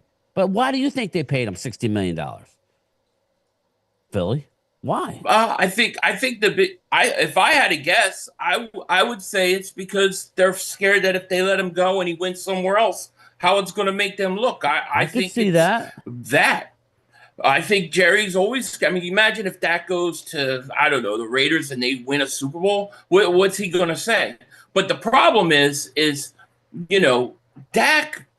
Dak is a great regular season quarterback. He puts up big numbers and stuff like that. But when he gets to the playoffs, he has come up really, really small. And I will agree that in recent years, they don't stop for do a enough. second. No. Listen, I'm sick of this shit. Let me say it. Because I can't go think ahead. of one person when we get into the playoffs that we look and say, if it wasn't for the quarterback, because everybody else played great, we had a great running game, we had an offensive line. We get defensive ends that are literally tacking offensive linemen and getting 15-yard penalties. You've won 12 games, 4 years in a row? 3 You've won years. 12 games. 3 years. Okay, 3 years in a row. You have been a 1 seed with Dak. You have been a 2 seed. You can't even get out of the first round of the playoffs. We're not talking about him losing Super Bowls or what's NFC amazing, championship games. He can't get, and you're going to tell me every single time they win 12 games, it's because Dak Prescott. Every time we got to hear the Dak Prescott 9-3 record against the Eagles. But when he gets to the playoffs, it's not Dak's fault. At some point, it's Dak's fault, Mark. Bro, they have actually overperformed getting to the playoffs. When you look, hold on. Okay, here's the difference between the Eagles and the Dallas Cowboys. You go through, even right now after winning the Super Bowl, you look and say, how can we go ahead and help ourselves? Let's go ahead and get these deals done. Let's get some more money. Let's go ahead and make these deals that are team friendly. The Cowboys, they wait till the end of the whole off season here. Okay, we go through training camp. We pay CeeDee Lamb $5 million more than we need to. And instead of being able to go out and get somebody else out there, what do we say? CeeDee Lamb, after breaking all the Cowboys wide receiver records for over 60 years, he had 10 touches a game, and we say, well, he's going to need to get like 13 to 15 touches. You can't win saying, we just paid a guy, so now we want more out of him. You literally paid Dak and says, well, Dak's got to understand he's going to have to win with less. How the fuck are you going to win with less? Nobody wins with less. The Eagles have proven that. You've got to get talent on the field on both sides of the freaking ball. We don't do that. Act like they never gave him nothing. He had great offenses. There were years look at some of the people. We take your trash, bro. Miles Sanders. This is the crazy. We take Jason Peters, who's 40 freaking years old. Come on, bro. This is why you don't win, Brian. You can't even hold your quarterback responsible for losing. Look, I'm not saying everything's on Dak. That's not the way it goes. But you cannot ignore that he does not play good in big games. I will say the whole team. And if he was an Eagle quarterback, if he was in New York, he would be getting killed and held responsible. Dallas, they just sweep it under the rug. You know what I like? Not in Dallas, they don't. Oh, Dallas. In Dallas, Dak Prescott's got a 9. Bullshit. Oh, Dallas make excuses. 9-3 hell record no. against the Eagles. Dallas is, 9-3 Dak's record got as against many the Eagles. haters. But he as doesn't does win nothing. Dallas fans. The You had- Cowboys you had haven't some won nothing in bullshit. 30 years. The year he was a 1 seed and you couldn't win at home. Tony Romo He was a 2 1 seed, too. He couldn't win at home. Tony Romo's a choker. Tony Romo and Dak are the same guy. Okay. It's the same guy. All right, if you say so. Momo, how you doing tonight? I'm doing why fine. Dallas- This is why Dallas deserves I to get it. lose. It's heated This is about, why. about Dak Prescott. Let me introduce Momo first. Okay. Keep sign Dak to a new contract. Give him another 5 years. Okay. The First reason thing why, first, let me introduce you. Zip it. Let me introduce you. We were gonna have Louis T on. Louis T, he couldn't make Tuesday. So I didn't want to move everybody else. So I said, we're just gonna go without a Washington Commander voice. But then I realized we had a voice, right, Mark? We had a channel member, Momo, with some interesting takes. So he's my channel member. I believe he's Mark's channel member. Momo, you're here representing the Washington. What's up, Momo? Hey, what's up? Commanders. What's So up, everybody? So Momo, there you go. There's your introduction. Okay, let me explain my take on Dak Prescott. Mark, refrain. I'm about to say something, and you might not like it. The reason the Dallas Cowboys, Jerry Jones and company gave him that big-ass contract because they had to. Because there was nobody behind him threatening him. So they were stuck in the hard place. Jerry didn't want to pay him that money. Jerry had no choice to pay him that money. In the press conference, what did Jerry say? You heard what he said. So that's why. That's the same reason Joe Flacco got that big contract from the Ravens in the Super Bowl. They had no other choice to pay him that money. That's the problem with the league today. There's nobody challenging the backups. Well, the starters. So you got weak B players, quarterbacks that the starter. Nobody wants to be challenged and for nothing anymore. Well, That's go for wide receivers and Get him, quarterbacks. Mark, get Who him. was your backup? Two of his last 4 He had no years. choice. Wait. 2 of his last 4 years, he had 36 and 37 TD I know. passes. I'm not what I'm It's saying. not won a like road playoff this game is not against like he's Jameis bad Winston Panthers. now. I'm just saying, Mark. I'm just saying that they had no choice to pay him the money.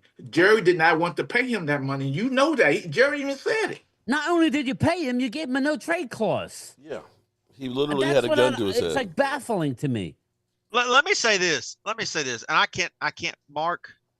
I can't believe I'm literally going to be on your Yes. side on this. Wow. I can't believe I'm going to take Well, your side on The this. guy who loves This Daniel is- Jones. That's a guy This who's is- got no let's keep quarterback. that in mind. This is nuts. I can't believe I'm going to Record do this. I can't believe we'll do this, Mark. Oh, Who shit. the hell? And I'm not talking about next year. I'm talking about last year. Who the hell did Dak Prescott have to throw to? Thank you. That's what I keep trying to say. What weapons? It was did CeeDee Dak Lamb even and no have? running game. What But that's what I'm saying. Like, what weapons Yeah. did Dak have last year?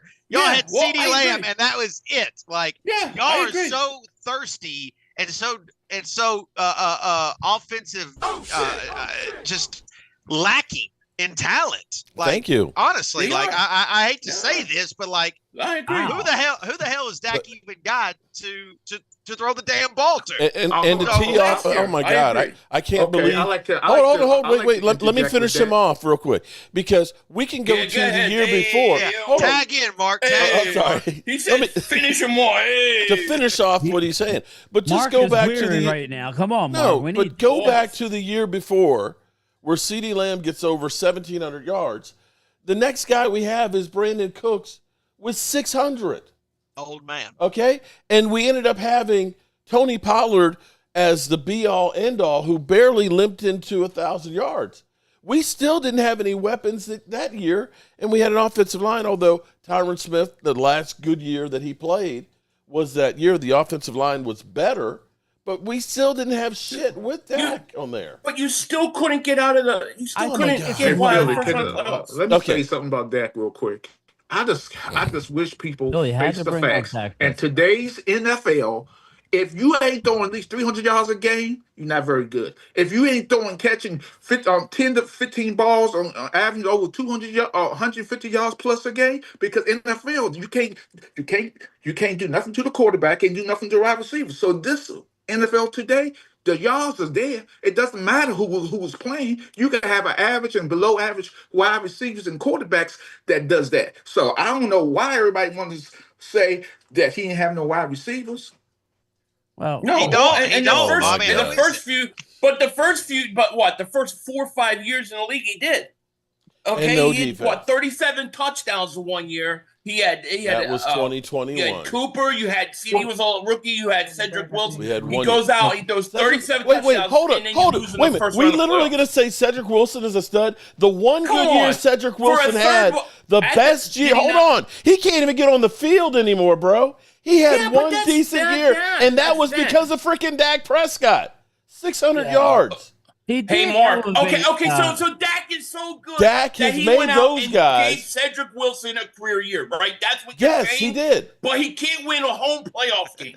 Okay, the bums I mean, that you we're not have talking that you're about limping Super across the Bowls. We're line talking here. about won When one. it comes to playoffs. hold on, You won the one Dallas against Seattle. Cowboys literally had Come the on. worst You won separation in football Guys never the sniffed last the 2 NFC years. Championship game. No, he hasn't. Oh my God! Now, Okay. I got a question for you, Mark.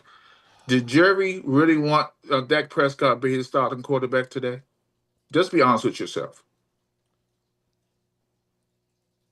The proof's in the money. I don't know if Yeah, I Jerry's would gonna say give that kind of yes money. because looking at Jerry what's out be- there ain't nobody else out there right now. No, I'm just asking you a question because remember, he's the one who wanted Tony Romo come out the booth and say and want him to come back. He did not. He did not He ask Tony Romo to come out. Absolutely, he did not. Oh, you're Mark, full of come on shit, now. man. You know that's true. He did. I not. love that. That is no. Yes, he did. No, he did. He's not. right. Momo, He you did. He said did not ask Tony Mark, you Romo to said that come out Momo of the one will booth. have your back. Are you He's kidding slapping me? You in the back right now. Now What's you just going making on shit here? up. You know No, what? let's keep it real. See, look, All right, Commanders now, wait, hold fans up. can't have Momo. nothing nice. They get Momo, one tell- good season. Now all of a sudden they think they're the freaking Eagles. And you think Momo, I'm the bad hey, guy, Momo, Mark? Momo, You think I'm the bad guy? Momo, take your ass. Okay, look, Momo up No, here Momo showing can off his stay. ass. He's got to leave now. Hold up, He, hold look, up. you see Momo, that? stay. Oh, I just Look, got he him up on black. here. Oh, wait, I'll showing his be ass. right back. again. I got to leave right Momo. now. See how them Momo. Commander fans are? Oh, there's no rivalry. We're superior. Man, get out of here with that shit, man. Momo, tell him what you think about the Eagles, Momo. Since Philly Okay, loves you I'm so gonna much. tell you. Is this the Philly? Get ready. Now you Tell gonna me, get you gonna ready. you gonna see it. You're gonna see it. Okay. They all Here gonna we be go. in third place. Cowboys gonna be in second. Washington be first. The reason Philly gonna go down because that running game ain't gonna be the same. Oh, shit. People gonna figure y'all out, and that running game. It's brilliant, isn't he? I believe they Barkley is gonna have maybe 1,100 yards, close to 12. Now, That's gonna be yeah, that's gonna be I a good. understand That's why gonna you're be bringing up a good point, though. that's gonna be an average season because there's too many games in the NFL today. So guess who got to throw the ball more? Jalen Hurts. I would love that, and I think he can do it. Jalen and That's- you really want Jalen Hurts to throw the ball? He's Well, not you he just will said- be a turnover machine. I guarantee. Why would he be a Or turnover machine? Momo. No, see, you just said it earlier. You said this is a passing lead. Everybody cares about the passing numbers, how many yards but you Jalen run, Hurts right? ain't But that guy. Jalen He Hurts, ain't him. Jalen He Hurts ain't don't him. play like that. Jalen Hurts, what does he do? He plays the same way He's all a run- year. he's You a- go to he's a the physical runner. playoffs. He might go be to out the for about 4 or playoff- 5 games. How many turnovers did he have in the Super Bowl? How many Oh, here turnovers we did he have in go. his? Okay, well, I mean, we're talking about the Super Bowl. His 2 best games of his career were in the Super Bowl. How many come from behind games has the guy won? I mean, we can say, well, he doesn't have this passing number, he doesn't have this, he doesn't have that. Dak puts up the passing numbers. Hurts wins games. They're 2 different things. His you team look at wins Justin games, Herbert, right? bro. 3 interceptions all year. Oh, Justin Herbert, 3 interceptions, goes into a playoff game, throws 5. The Okay, difference between Jalen Hurts and all these other guys is Hurts plays playoff football all year long. Okay. And Oh, everybody gets to the playoffs and plays Can't do more it. like Hurts. But here's the And- thing, Philly. and that's the truth. Philly, You had the whatever best you say, offensive that's line, You're dude. fan, You got the best fanatic. running back. I get it. But end of the day, y'all just prepare yourself. Watch you- that are you TV really- and say I'll all take my that butt bet. and all the other stuff you say on your podcast. Y'all gonna be in third place this year. 3rd place. I'll take that. I'll take that bet. I'll take that bet any day of the week. This team, look, I agree with you. In one aspect, I do agree with you. Barkley had a lot of carries. You can't expect good him to go out question. Let's talk about that. get 2,000 yards again. How That's does not that going to happen. What's that? Yeah, I mean, what's that? I don't think it does happen. Yeah, but I mean, what's the stat? that would be. You know, like It's a never runner happened before. Right. That's what I It's mean. never happened before. No runner has ever had 2,000 yards twice in a year. That would be unprecedented. That would really drive Pizzle even crazier. But I don't think to say Barkley's done. Like, I think Barkley's got a good 2-3 years left. I mean, I'm expecting 1,400 yards from him, 1,500 yards. No, there's no way he's getting that kind. Well, you're only talking a difference of 300 yards. You said 1,100. I'm saying 1,500. I say 1,100. That's not all that much. 1,100 is the average. But here's the thing: the Eagles, what I think they've done with the running back they drafted last year, with bringing in A.J. Dillon, if he could stay healthy, and their plan is that you're going to see a running back by committee. They're going to draft another running back. And so I think some of the load's going to come off Barkley in that way. But I also think that it's still, he's so dynamic and he's so scary to the opposing defenses. That opens up the passing game. You're not talking about, the Dallas Cowboy wide receivers. You're talking about A.J. Brown and Devontae Smith. This offense is going to be able to move the ball. They're going to be able to score points. And I don't see that changing. Now, I agree. Barkley's not going to have 2,000 yards, maybe. Well, it's never been done before. But my Washington team, everybody want to say, oh, they got tape. F the tape, because he's going to be fine. He'll have some things where he might get more interceptions than he got last year. But at the end of the day, he's going to be fine. Like that. They're going to win at least 11 games next season. And Cowboys going to end up winning 10, and Philly going to win 8. That's how I think. I think Eagles 1. I think that Washington 2. Dallas probably, it's going to be close between them and Giants 3. I'm not here to. But I'll say this: you guys made a mistake, a big mistake, in my opinion, in the offseason. I really, you went out and you got Deebo Samuel, right? And I think you missed out. You needed DK Metcalf. That was the move that would have scared me with Washington. You get Metcalf with McLaurin. That's scary. So Deebo Samuel as a receiver does not scare me. Okay, but we don't know what the draft on the Commanders. Yeah, that's true. I'm only talking about where we're at today. Okay, so here's the thing. Here's the opinion on the Commanders. Okay, here's my thing with the Commanders. In the draft, we need a lot of defensive tackles, defensive ends. We need some corner because our defense sucked. They sucked.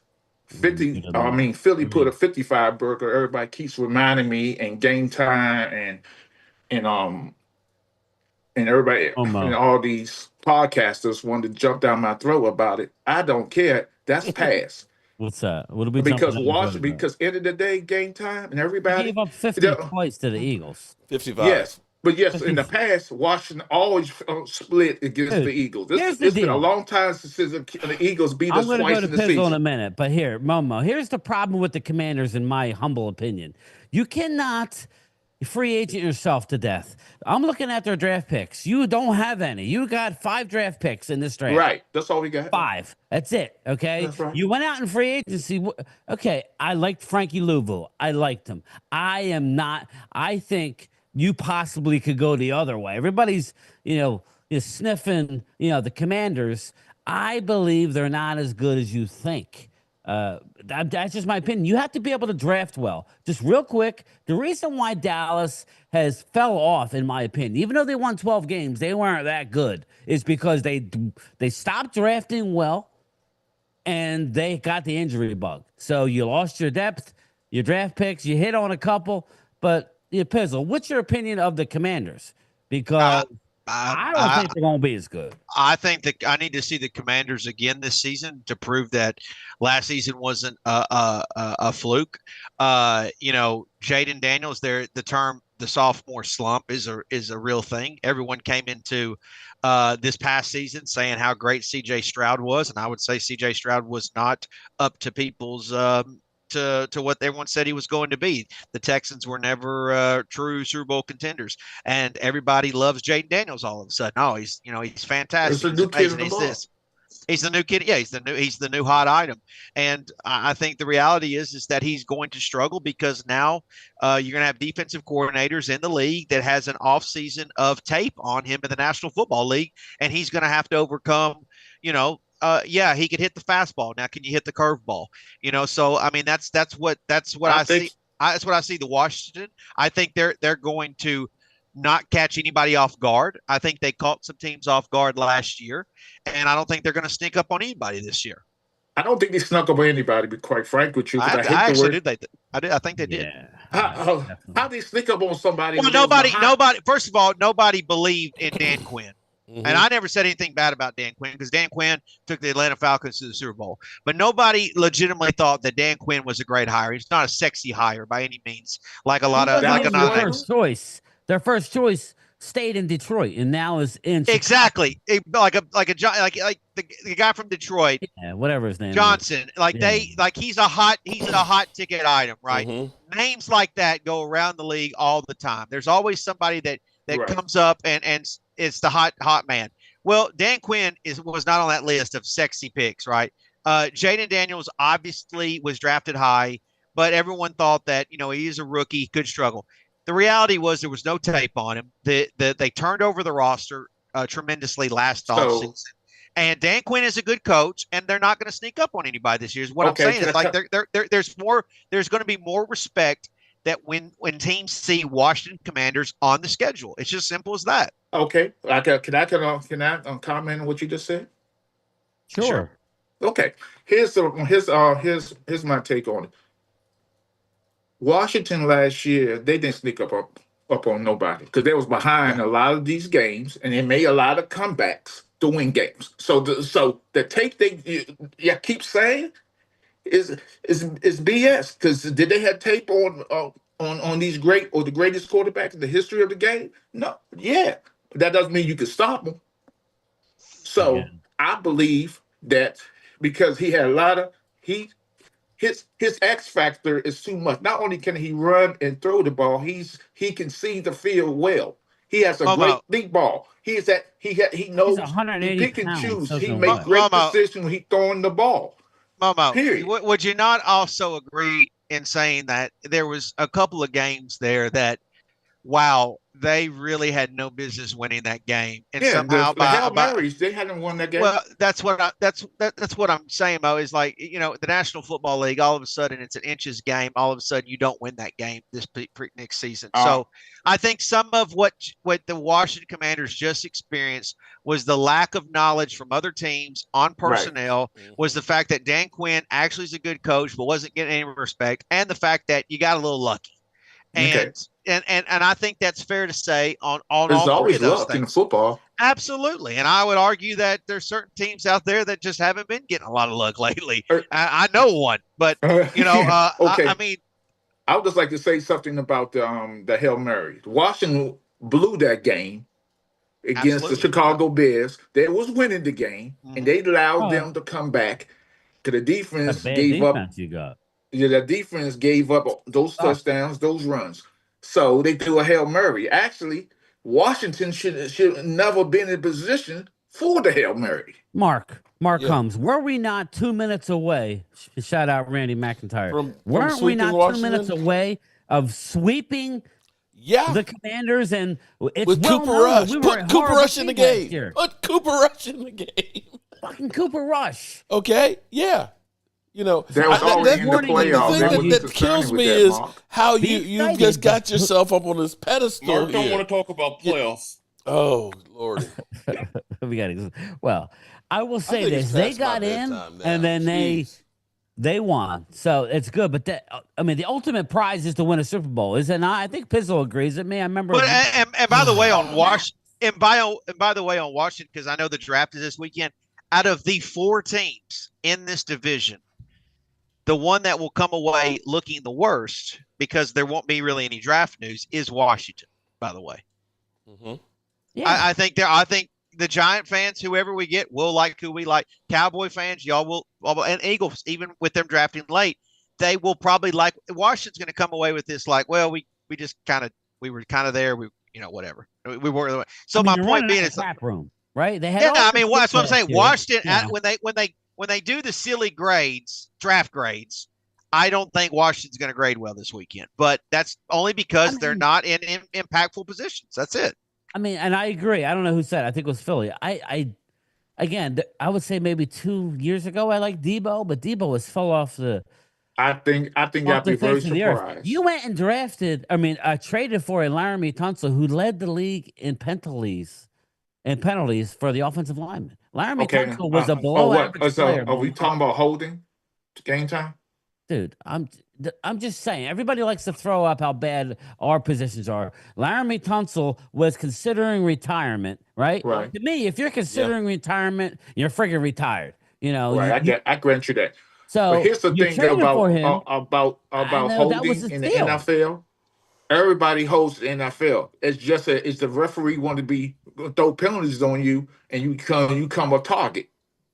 Well, You know it's holding on every down. I hear what you're saying, but he was a shell of him. All I'm saying is, I get back to my original thing. There's no surprise why the Eagles have vaulted into being a juggernaut. Why? Right. Because they've drafted well, and their draft picks are on the field playing. Okay, and they've taken advantage. They've to. taken advantage of a poor division. I'm sorry, it's And then reality. you go add a Saquon, and then you take advantage of a poor division. Dallas is faltering, right, Mark? Because we haven't necessarily drafted the best. We still have all pros. It ain't like we're hitting over. We're hitting probably about 220 clip, and that's not bad, but it's not what we used to do. Eagles are hitting home runs right now. Everything they're doing, they're hitting extra base hits. I mean, they're hitting your triples and doubles. I mean, it is what it is.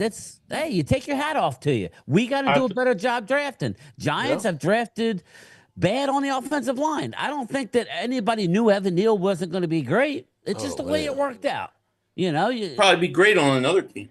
Yeah, but I do believe the Giants. If he had only I been an believe Eagle, the right? Giants should draft a quarterback. If Dot is available, they should take him. Yeah, I agree, Mo. Thank you for saying something smart. Yeah, I'll tell you this: if the Cowboys draft Genty, they'll finish above Washington. That's how much of an impact I think that pick would make for the Cowboys. How about Hampton? I did. Yeah, he's all right. I like Henderson out of Ohio State. I think Genty's the guy, though. Yes, but they're not getting game time. Remember, we had the conversation about Shador. I say he's going to be the 23rd pick because I think he's going down. Like a fly right now. He's dropping. Who was the 23rd pick? Who's the 23rd pick? Why is he dropping so much? Because because his arm talent. Why 23rd pick? What was the why 23rd? Yeah, why 23? Because I don't think the teams on 23rd. They don't. I don't think they want that drama with his daddy. No, I understand that, but what team are you thinking that he's going to go to? I forget whoever the 23rd pick is. I think he's going to drop. Are you talking about 21 to Steelers? I want Dallas to take him. I think he fits. I think he fits Pittsburgh. I want the Dallas. Oh no. Oh, that would be so great if he went to the Cowboys and then they signed Deion as the head coach. I already told everybody, Momo. I already told everybody, Momo, that the Giants are going to trade back into the first round with the Steelers. The Steelers like a quarterback out of Ohio State, but you don't need to take him at 21. I think Will Howard may be the best quarterback in this draft. That's just my humble opinion. Really? I love Will. I like Dart. Wow. I like Dart. Will Howard. Wow. Can I ask you a question? I mean, he killed it. Ask me this. He killed it. What? Yeah, go ahead. You don't have to ask. Ask, baby. Why you're here? So the quarterback from Texas. Yeah, Quinn Ewers. Why is he high on everybody's draft He's board? not higher on anybody's list. He's going to be a third round at best. Everybody forgets he was a number one recruit coming out of high school. Quinn Ewers is a very high talent. Sometimes it don't work out in college. I don't know. Could Shador fall out of the first? No. I think it's possible. He could. I think it's possible. See, I would love to be in a position where he's still on the board and the Eagles are sitting at 32. Because somebody wants to get up and get a quarterback, and they'll overpay for a quarterback. At that point, I would consider moving out of the first round altogether if I was the Eagles. Who needs a quarterback the first 10 picks? Doesn't Cleveland need one? Cleveland definitely needs one. Giants, Tennessee, Steelers. Willie Vassar makes a statement. He goes, "Do you think the Niners and the Lions, if they were healthy, would Philly have gotten to a Super Bowl? I kind of think Yes. so at this point. The Eagles were beating Detroit. They were going to go in there and beat Detroit. Niners. Yeah, I mean, I think we could talk about this before we got here, but I think the Niners are a shell of themselves. Oh, yeah, I agree. They missed their window. I agree. They're in the rebuilding they stage did. right now. They did. I don't agree with Yeah. Philly's assessment that like they're just the best team in the conference. Right now. Who, the Eagles? Yeah, I don't. No, I disagree with that. Kizzle? Literally, who's better in the conference than them right now? Healthy Detroit, I think. I think there's a lot of dangerous. Detroit's teams in defense is still is suspect. I mean, it's not like it's not close. Listen, I'm not saying the Eagles are. I don't think the Eagles right now are as good as they were a year ago, but they're still. I don't think anybody has done enough to catch them yet. And that's saying Things that change That's part of what. That's what's part of this week. That's what this weekend's Right. kind of about. I get it. We don't play football this Sunday. I totally get it. I think Washington. I thought if they would have gotten DK Metcalf, I think that would have been a lot scarier than Debo. I think Debo is a shell of his former self, and I think that Debo's better as a guy that moves around, not just as a receiver. But if you would have added DK Metcalf, which I thought was going to happen, I thought DK was going to Washington. I think Washington would have took a giant step, but I don't think any of these teams call. And I'm not trying to be braggadocious. Yes, you are. I'm just saying right now where we're at. No, I'm not. Can I? It's a good team we got. Brian, can I say this real fast? Because I mentioned ahead. this. I just remember this because I was talking about how I fear the Cowboys a little bit this weekend because of what they may do, right? The desperate moves that they may make. Nobody in the world knew that Penix was going to be drafted by the Falcons last year. Yes, good right? point. And so Penix, that was the Falcons were kind of laying in the weeds, right? They go out and get Kirk Cousins. Everyone thinks, well, they're good at quarterback. And then all of a sudden, here comes Penix. So my point being is some team is going to do something that nobody will see coming. You know what I mean? You better hope it ain't us. And I worry that the Cowboys could be that team this draft, and maybe it's because you guys are a rival, and I'm always keeping my eyes on my rivals. But that's where that was kind of the example. That's because something I thought about. I know what it is because when Pizzle looks at the division, he goes, "The team that we have the best chance of beating is the Cowboys." That's it. But Brian, I will say this about the Eagles trade rumors. One that may be a little bit valid is that there were rumors coming out yesterday that the Eagles could be looking to trade that 32nd pick for an actual player on another team, a veteran player, somebody, of importance, like they kind of did with A.J. Brown. I don't know because I don't think it would be a lot of people. I would assume if I had to guess, it would be an edge rusher, right? I would think that's the kind of position you would do. But I don't think they would do it with like T.J. Watt. I don't think they're going to spend that kind of pick on a 31-year-old and then pay him all that money. I think the only guy I can think of, because I think it's somebody probably nobody knows of is available right now, but the only guy I can think of is Trevon Walker from Jacksonville. That would be the only guy I can think of that I could see the Eagles pulling the trigger on that. But we do have those rumors, huh? He went to Georgia, didn't he? Yeah, of course. There's the connection. Yeah, of course. Well, there you go. Yeah, that's interesting because I often think of that. Like, what is that? Like Pizzle's saying, a move. I just, Mark, I don't know. I mean, what move? I mean, I'm more like a Jeffrey Simmons, like a non-sexy type move. I would be more happy about, and that's, to me, that's sexy because you got to stop the run. You have to be able to stop the run in this league.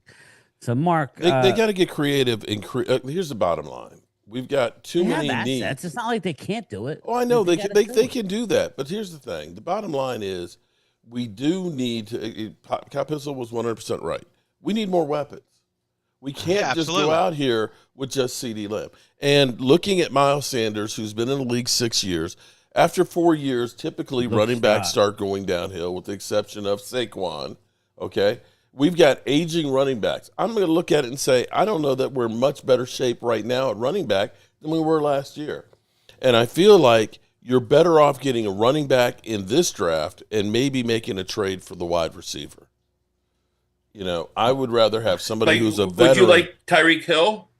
You know, Tyreek Hill is kind of old, and he's got a lot of baggage. I mean, it's just a dude with baggage. five baby's mamas Baggage, in 1 year while being married. I mean, come on, what are you thinking, dude? Maybe the Giants will trade you Malik Neighbors. Yeah, they trade everybody else. Thanks, Philly. I appreciate that. That would be. I'd take that one. He's a hell of a player. Hell of a player. I think Neighbors wants to come to Washington because there we go. Oh, sure. There we go. We got Washington fans with visions of grandeur now. So after one player good leaves. season. One player leaves the Giants, and everybody thinks the Giants just some garage sale. Well, you know what it is. Like there's literally rumors out there that Thibodeau going to Philly if the Giants draft the Hold on. Kyle Pizzle, wasn't it you who just said I didn't make it up. that in each of the last 4 Super Bowls, a first-round pick of the Giants? First round, no, it's the last 5 Super Bowls. 5 Super Bowls. That's a The great Giants. stat. The last Yeah, but 5 Super Bowls Pizzle- has had a first-round draft pick for the Giants. Well, Pizzle, in him. Why Wow. did your team win that game? Dude. Y'all be sitting pretty. Oh, I watched Pizzle's video when he goes, "Yeah, f all you giant content creators." Well, first of all, I don't even like. Okay, I would like Travis Hunter, but I don't care to have Cam Ward. I mean, I don't. You're think not a Cam Ward guy. I'm not a Cam Ward guy, Okay, but okay, I not am. a big deal. It's not a big deal, but I would like Travis Hunter. That would be cool. Yeah. You know, and I think the Giants would like to have him to replace the what we lost with Saquon. You know, someone like that, someone talented like that, and so. But obviously, he's probably going to go to the Browns, right? So I have a question for you, Pizzle, because I'm confused about this. Why is the coach of the Giants still the head coach of the Giants? I have no idea. Oh, Mo, if I had that answer, but I'd probably be a millionaire. But I don't have that. I mean, I struggle with that thought too. But I actually think Dable might be. I don't know. Dable obviously won Coach of the Year in 2022. He's a good offensive mind. I think he's a good coach. I think the issue is that I think there's some guys butting the heads up top. And I don't. He got tape on somebody in the front office. Well, the GM. No. The GM. I don't know. I don't know that the GM is any good. Yeah, how did he keep his job? I mean, I don't know.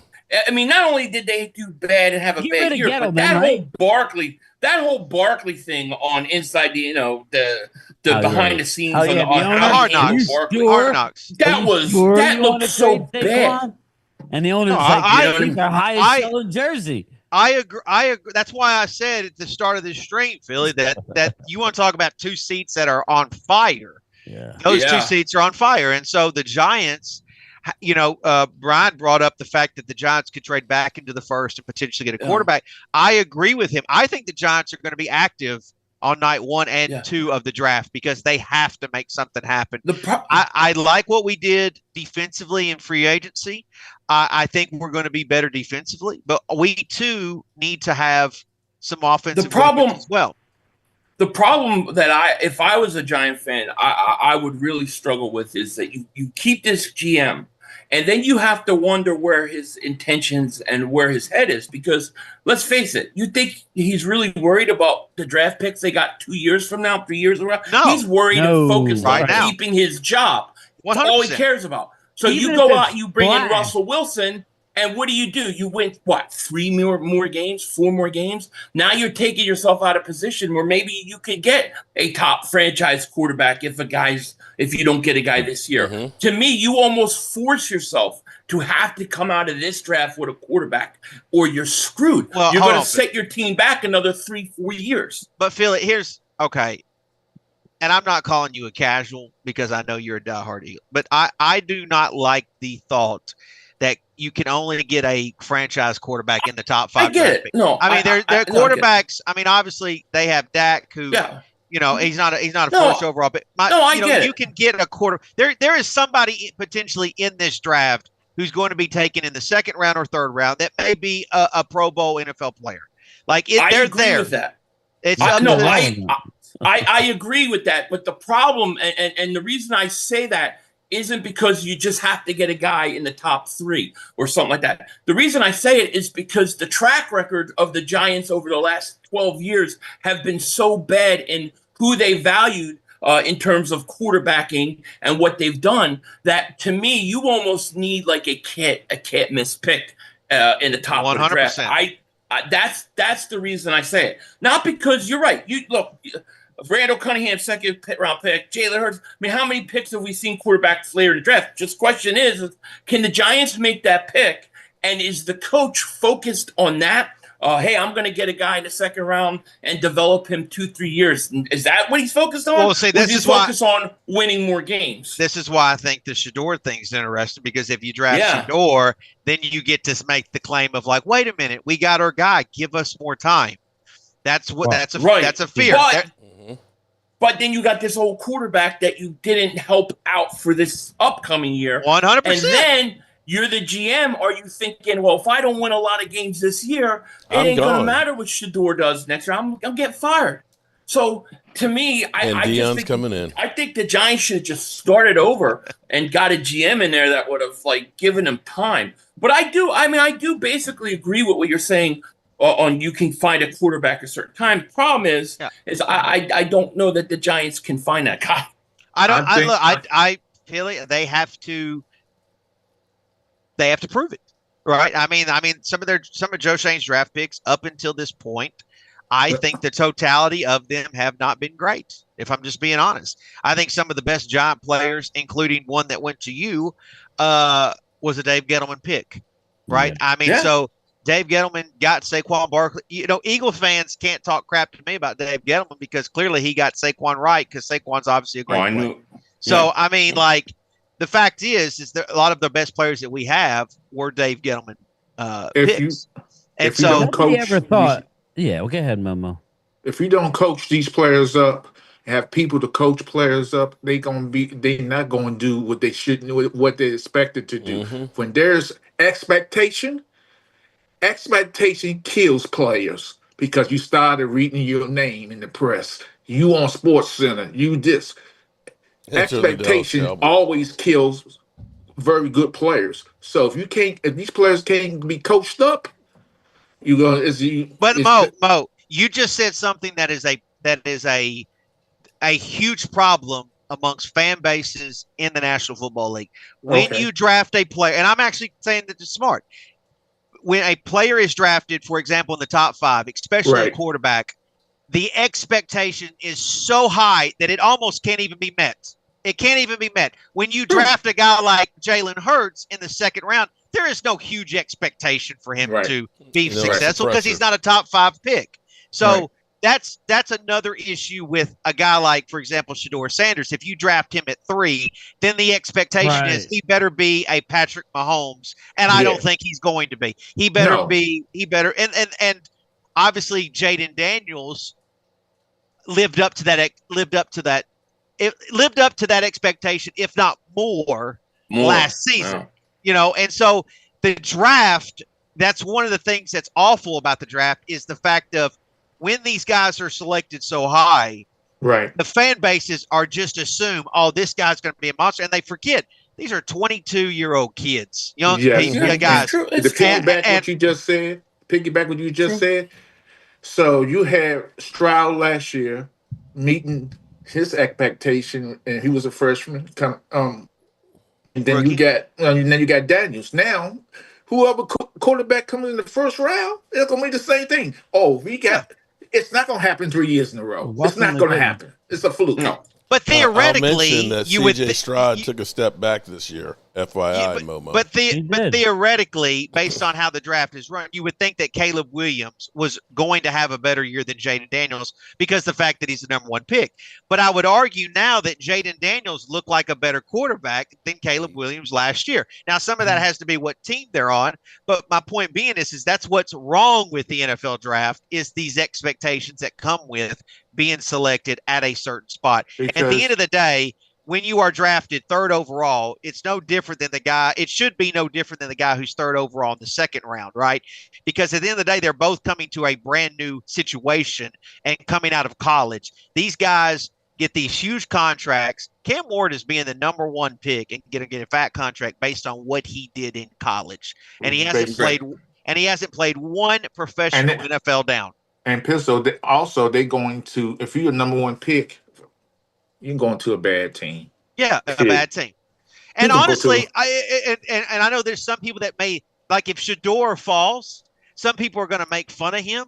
But if he goes and lands in the 20s, that's probably good for him. That's fantastic for him. It's fantastic. Look at a guy like I don't want to say Bo Nix because but he was. My point being is I think he landed in a better situation in Denver than let's say Chicago, right? I mean, he ended up with a better team and the point being is like when you are drafted a little bit later in that first round, you're going to overall a playoff team.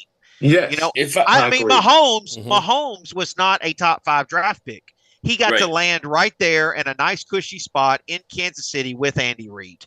And Mahomes may not be Mahomes in Jacksonville. I agree. And yes, right, Mar. He had time to get his shit together because they had a competent aging quarterback in Alex Smith. So, but yes, these guys get these expectations on. I mean, the reality is Cam Ward is going to have to try to change the Tennessee Titans immediately, and it's not fair to him. So I was listening to Belichick spit out that he regret not picking up the Ravens quarterback in the draft because he passed him up. Lamar. I say, why are you talking about this now after the fact? But I would even and Lamar that night that a lot of people gave him grief because he was falling. Lamar landed in a better situation than a lot of guys. He did. He landed with a great coach and a much better team. So better organization. On draft night, if Shador starts falling, I know a lot of people will start giving him grief, but the reality is that's probably only going to be better for him in the long term. Yeah, long term, yes. I actually think Shador could be good.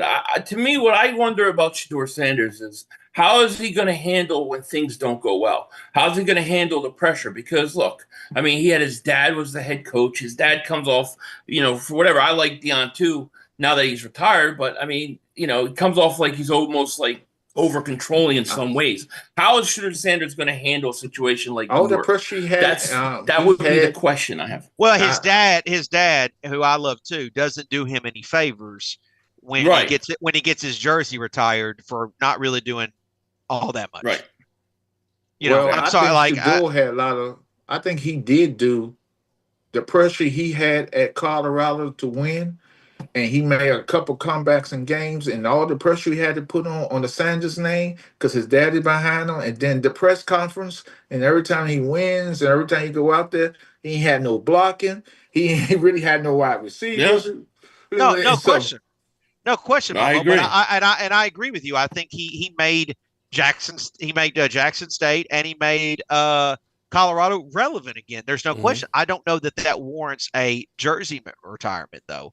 Travis Hunter. Of course not. Travis Hunter, I understand because the young man won a Heisman, but I don't know if that warrants for Shador. So that's what I'm saying is that like the pressure that Shador is going to face is based on pressure that has been laid upon him by his father and expectations of that. So we all know that the young man, he could play the offense and defense. Apparently, some Giants person said they welcome him. They draft him. They're going to have him go on both sides of the ball, much as he wants. I don't believe that at all. I don't either. No. Not full time. Not full time. No, I don't believe it either. All right, as we wrap this up, we'll get Mark talk. He's been sitting. He's falling asleep back there. No, actually, there's all hell's kind of breaking loose with Micah Parsons right now. Yeah, well, what's going on? I'm going to share I've been kind of going through this. Basically, he's going, he may not do everything as far as being in practice, but he knows he needs to be here because of, learning the playbook, new coaches and things like that. And it's kind of getting a little antsy about the contract and so on. And also went off and basically said the D-Law type shit won't be going on in this locker room. So there's a whole bunch of things in here that are going to be interesting. Let me ask you something. I love it. Yeah, let me ask you something. We heard about how, Micah and Jerry Jones were going to share a suite at the Cotton Bowl. And they did. And they're going to talk. He wants a contract. Now he's pregnant. And now his buddy Jerry Jones didn't give him his contract. Why are they waiting? What are they waiting for? I told Are my they waiting for theory. T.J. Watt to get his deal? So it costs us more. Stupid. I think he don't want to pay early. Because God forbid the player drops dead before the start of the season, and they don't want to have to pay money. Everybody laughs at that, but I swear that's what it is. Yeah. You're going to get Watt. They're worried about them having all that money and the whole offseason to do something. Don't get me wrong. It's not really going to affect the salary cap. We're going to save regardless. We're what, 38 million under the cap. We're going to get another 10, 15 at least. All this fuss for a special shut up, Momo. defensive end. Momo, take your ashy ass out of here. Okay? Take your ashy ass out of here. Freaking Commander fans finally have a winning season, and they oh geez, just shut up, man. Listen, the Commanders have to draft better. You cannot win Super Bowls just picking up free agents. Until you start to draft better, and I don't think Dan Quinn, he's a good coordinator. I don't think he's a great coach. I know he got to a Super Bowl, but he also gave up the biggest lead ever to Tom Brady. So I don't know. That's true. You know what I mean? I don't think that was a great New England team. I know that most Cowboy fans and Jerry Jones wanted him to be the head coach at one point. Now, if they would have done it. They waited, and he would have taken the Cowboy head coaching job. I could tell you that. He would have took it. Not over the Commanders. Actually, he's from the area. He's from game time. Yes. I'm going to start some shit right now. Go ahead, start it. Jerry Jones was talking about 2 big trades today and how far they are with Micah. What if one of the big trades is trading Micah? Oh, listen. I know people get mad at me. I know Ultra Cowboy. I know he's in Dallas. He's trading him to the Eagles. Okay. Could you imagine? That would be hilarious. Oh, God. If I could get the right deal, there's no one player for me on my Cowboys team that. What would you want for Parsons? Okay, in fact, here's what theoretically we've had so many crazy, things that have been said and proposals. Okay, so let's go ahead and say that the Cowboys trade Micah Parsons to the Eagles for their first round pick. I don't want that. And what players are we going to try and get? AJ Brown? He ain't getting it. Huh? I don't think you want a defensive lineman. The one, what's his name? The really good one. Jalen Carter? Yes. Yes. Okay. Yeah, I don't know. I'm not. You don't know. Jalen Carter. I ain't touching. I ain't trading him. No, not at all. I don't know. That's a big hypothetical. I think what they do, honestly, Mark, I think they re-sign him, and he's a good player. He's going to continue to put up the stats, gentlemen. The question is when will they pay him though? He'll get paid in camp like they always do. I just don't understand why they wait so long. I don't get it. You're going to get if TJ Watt signs 45 for him. He's gonna get 45. Then he's going to get paid more. I know. Remember, Jerry Jones is the idiot that said, you could only pay 5 or 6 players. And so we wait because we want to be sure that we pay the right ones. And that way we don't lose money. And it's like, how did you become rich? But here's the thing about all of this with Michael Parsons. What I'm about to say, I mean this. Here we go. Michael Parsons should get every dime he gets. Don't take a hometown discount. Well, the longer it stretches out, the more I say screw you. That's what I do. You blame him? You're putting it on him? No. Here's my thing. He came to hold on. He came to them and said, "Look, I don't have to be the highest paid player." That's crazy. He showed up without a new contract. He don't have to be the highest paid. So what are we? So what are we waiting for? What are we waiting for? He's done everything. He showed up training camp. He's working on trying to be a leader and everything, and you're still kind of screwing him. At this point, I kind of said, "Oh, okay. Don't take my kindness as a weakness. Go, listen. Go for the jugular." I would think it would be you kind of have a ballpark of what he's going to make, right? After Myles Garrett. We knew the CD contract months before. We knew what the number was. And we waited. Don't ask me. We know what the Dak Prescott one was going to be. Well, it would have been. We talked. The day Jalen Carter is eligible, it's happening that day. Yeah. Right. I'll tell you Which right is a now. smart thing. Yeah, exactly. That's the difference. I've been saying that for a couple of years. The difference is in management. It is. I think you're seeing what was going on with the Giants is because of the unstable management, not the players necessarily. It's the management. It's But Mike is he's getting frustrated though. That's what I said, that they needed to hurry up and get this thing done. Get him happy, get him whole, get him there working out and everything else. He's kind of saying, take care of me right now. I'm getting pissed. Mark, maybe Jerry was taken back by the comment Michael said when he said, I got an agent to do that, when Jerry was trying to talk to him without his agent. You mean Jerry breaking the rules? Yes. Okay. Maybe Jerry was taken back. Why do you have to go to your agent? No, that's because he's trying to screw the player. You win Super Bowls from the top down. Okay, the players are the last pieces of the puzzle. You now, win let Super me Bowls to say, shit you do now, let and me what say we're doing this. now is all this Mickey Mouse bullshit where you say one thing but do another. Yep. You're not signing your best player, right? You're not. That's the issue. That's the issue, people. But anyway, okay, let me say this about the Cowboys. We're gonna wrap it up, get everybody's final thoughts, and get out of here. Okay, this is what I'm gonna say about the Cowboys. Thanks, actually, the Cowboys done very well. They ain't making big splashes, but they doing pieces and pieces for their team, and that what scares me as a Washington fan.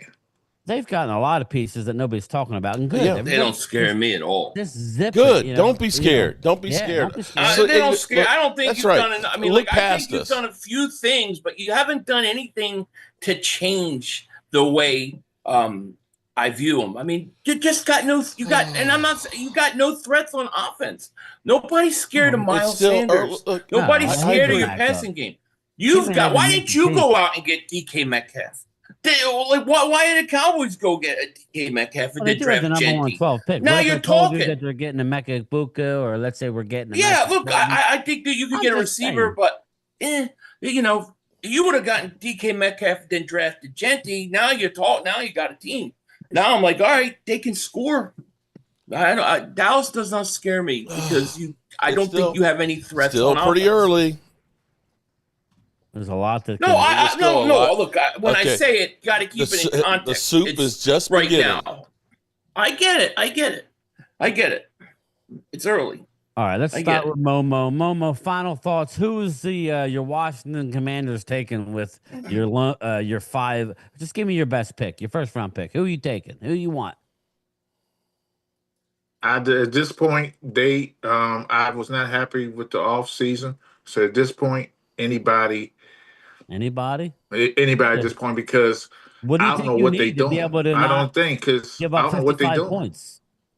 I don't know what they're doing at this point. I really don't. I really don't. What do you think you need to be able to get close to the Eagles? To get a close Eagles, we need some defensive tackles. Yeah, but then why would you let your defensive tackles go? That's what I don't understand. I didn't understand why Fowler left. Why didn't you even offer Fowler a contract? I know. That's why I don't get that. Sacks for you. Maybe they was at RFK Stadium smelling that toxic waste in there. I'm just asking questions that I don't know. Made no sense to me what they're doing this offseason. You would think after a season, if anybody could have went as far as they did and got shellacked, it still doesn't mean you should be very happy and you should build off of what you guys did last year. To me, it doesn't look like you build off of that. No, I agree. I agree 100%. I'm not here to hammer you, but you ain't hammering me. I agree with you. But we still gonna be first in the division, despite that. You're just saying that. Then. I thought today was 422, not 420. That. What's that, Mark? I thought today was 422, not 420. Today's 4. Yeah, right. He high right now. He must be smoking with Leo, man. Leo, where Leo at? All right, Mark. Go ahead, man. I mean, what do you think we're gonna do at 12? I think actually, here's the thing. I think the Cowboys have actually done good at setting themselves up to try and get the best player available. They've tried to bring in some offensive linemen. We've got 15 on the roster. Basically, it's going to be the best. We picked up a lot of offensive linemen. It's going to be a battle to see who we can actually keep on here and stuff. But I think they're just basically going to look for who's falling. You never know how the draft's going to set up. I agree with Cop Pizzle. they're the wild card. If they take Shedeur, I think all of a sudden the draft just changes tremendously. That now the man scramble for quarterbacks. That's my thing. If we're going to take Shedeur Sanders, why do we? Oh, no. I'm saying if the Giants take him, that might be the panic where people are now moving up and everything else. That'll be the run on quarterbacks. It might be the run on edge rushers where everybody's worried about getting those. So you don't know what's going to be falling to you. It may end up being one of the offensive linemen because maybe Matthew Golden and McMillan are both gone. I honestly feel like the Cowboys are going to trade back and maybe try and get like Hampton and then be able to have some more picks or possibly a player to fill in a hole. So who knows?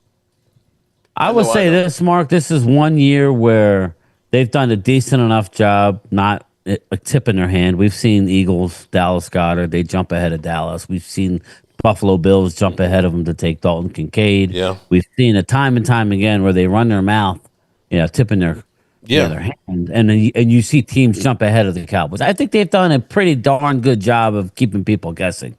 So we'll see. We'll be here to, and it is what it is. Pizzle, you're up next. We'll save the Super Bowl champs for last. But what do you, like we talked about it, but what are you hoping that they do? And I don't think they'll do Shedeur. I'll be shocked if Shedeur is the pick at 3. I think the safe thing for them to do is to take Carter. If you see a trade, I think they're backing up to take Jackson Dart. I would love the idea that you suggested of drafting Carter and then trying to sell and whatever get who. Yeah, Sanders is more appealing to me late in the first round than he would be at 3. If you give me Carter with Sanders, then now we're talking. So when they get done drafting at 3rd, I'm not going to bed just yet because I think there's still a possibility there on Thursday night. So that's kind of where my head's at. Don't you have to go make some babies after the draft, Mark? And by the way, if it does what Brian said, if I come out with the Carter and Dart, then I may be having my 3rd kid that night. Wow. Okay. So might be breaking twins. news. Yeah, breaking news. There you go. He said he might go the Tariq Hill route. Well, no, that would indicate that I don't see. Oh, shit. Yeah, well, I'm a 60-minute man. Oh, God. All right.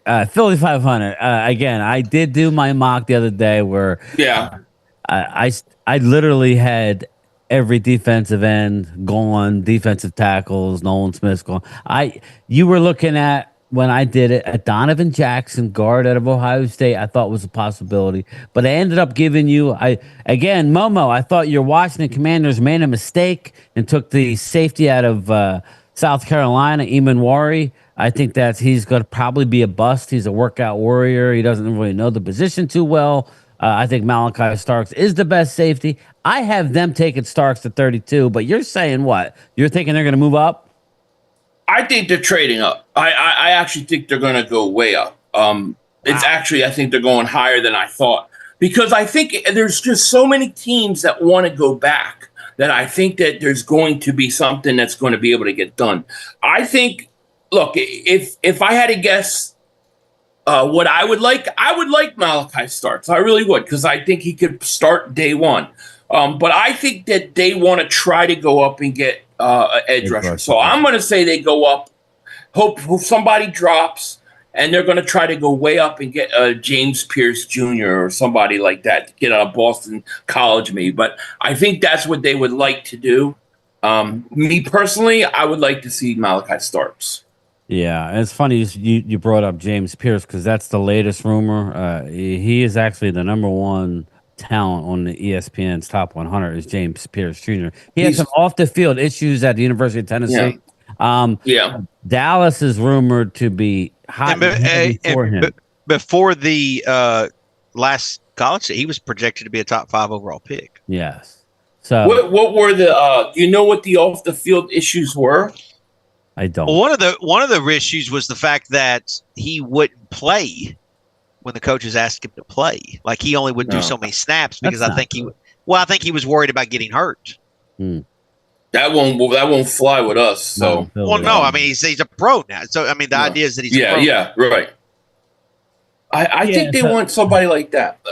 Walter Nolan's a guy to keep an eye on too. It really depends on what they feel about Jordan Davis. Pierce to me would be such a typical Eagles move because they take advantage of situations like that where everybody's saying, "Nah, we're moving on from him," and then they say, "Well, there's value here," and so we're going into, like I said, the last college season, that guy was a top 5 draft pick. Or at least ranked there. And as the season went on, it fell. That's such a typical Eagles move, at least how Howie's been doing it. That's my number 2 guy, by the way. So I would not have a problem with it. But I agree. I think that's why I think they're going up. I think Howie's going to see the value in trading up while everybody wants to go back. And I think he's going to try to do it. So, I'll say James Pierce Jr. I'll throw that out there. Somehow he falls. And the Eagles get him. What? I'll take Malachi Starks. I think it might be. I think that's the perfect fit.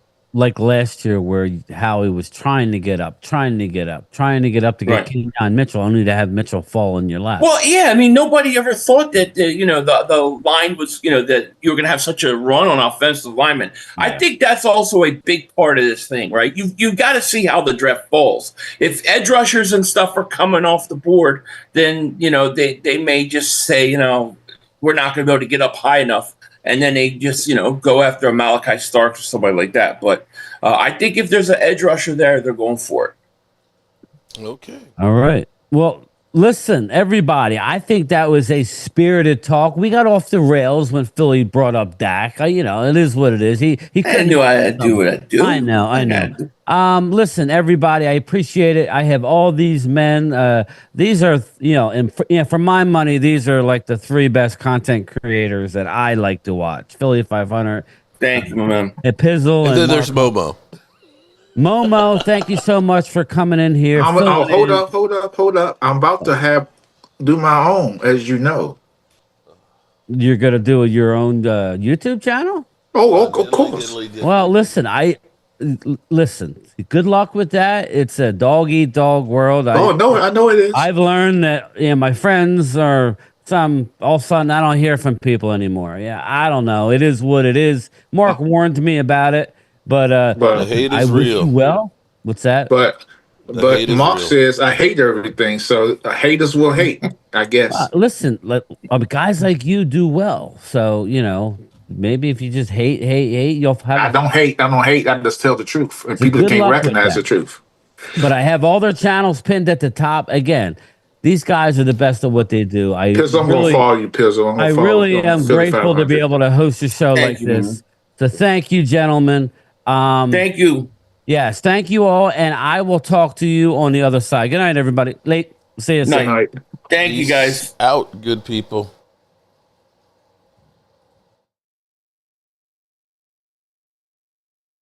Okay, and they're out. Alrighty, good people. As always, I appreciate everybody. Yeah, that was fun. And we got our fireside chat. I got to catch up on everything that is Micah Parsons because it seems like he's kind of gone off a bit. And so we'll end it with this.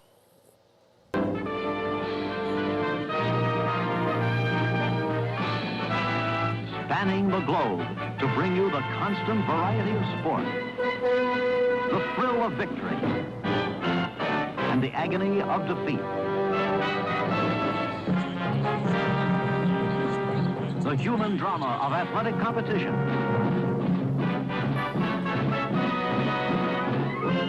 This is ABC's Wide World of Sports. Brought to you by Lincoln Mercury.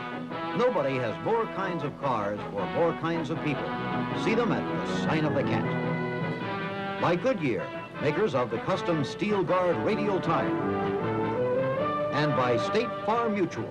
Almost anywhere you live, there's a State Farm agent nearby.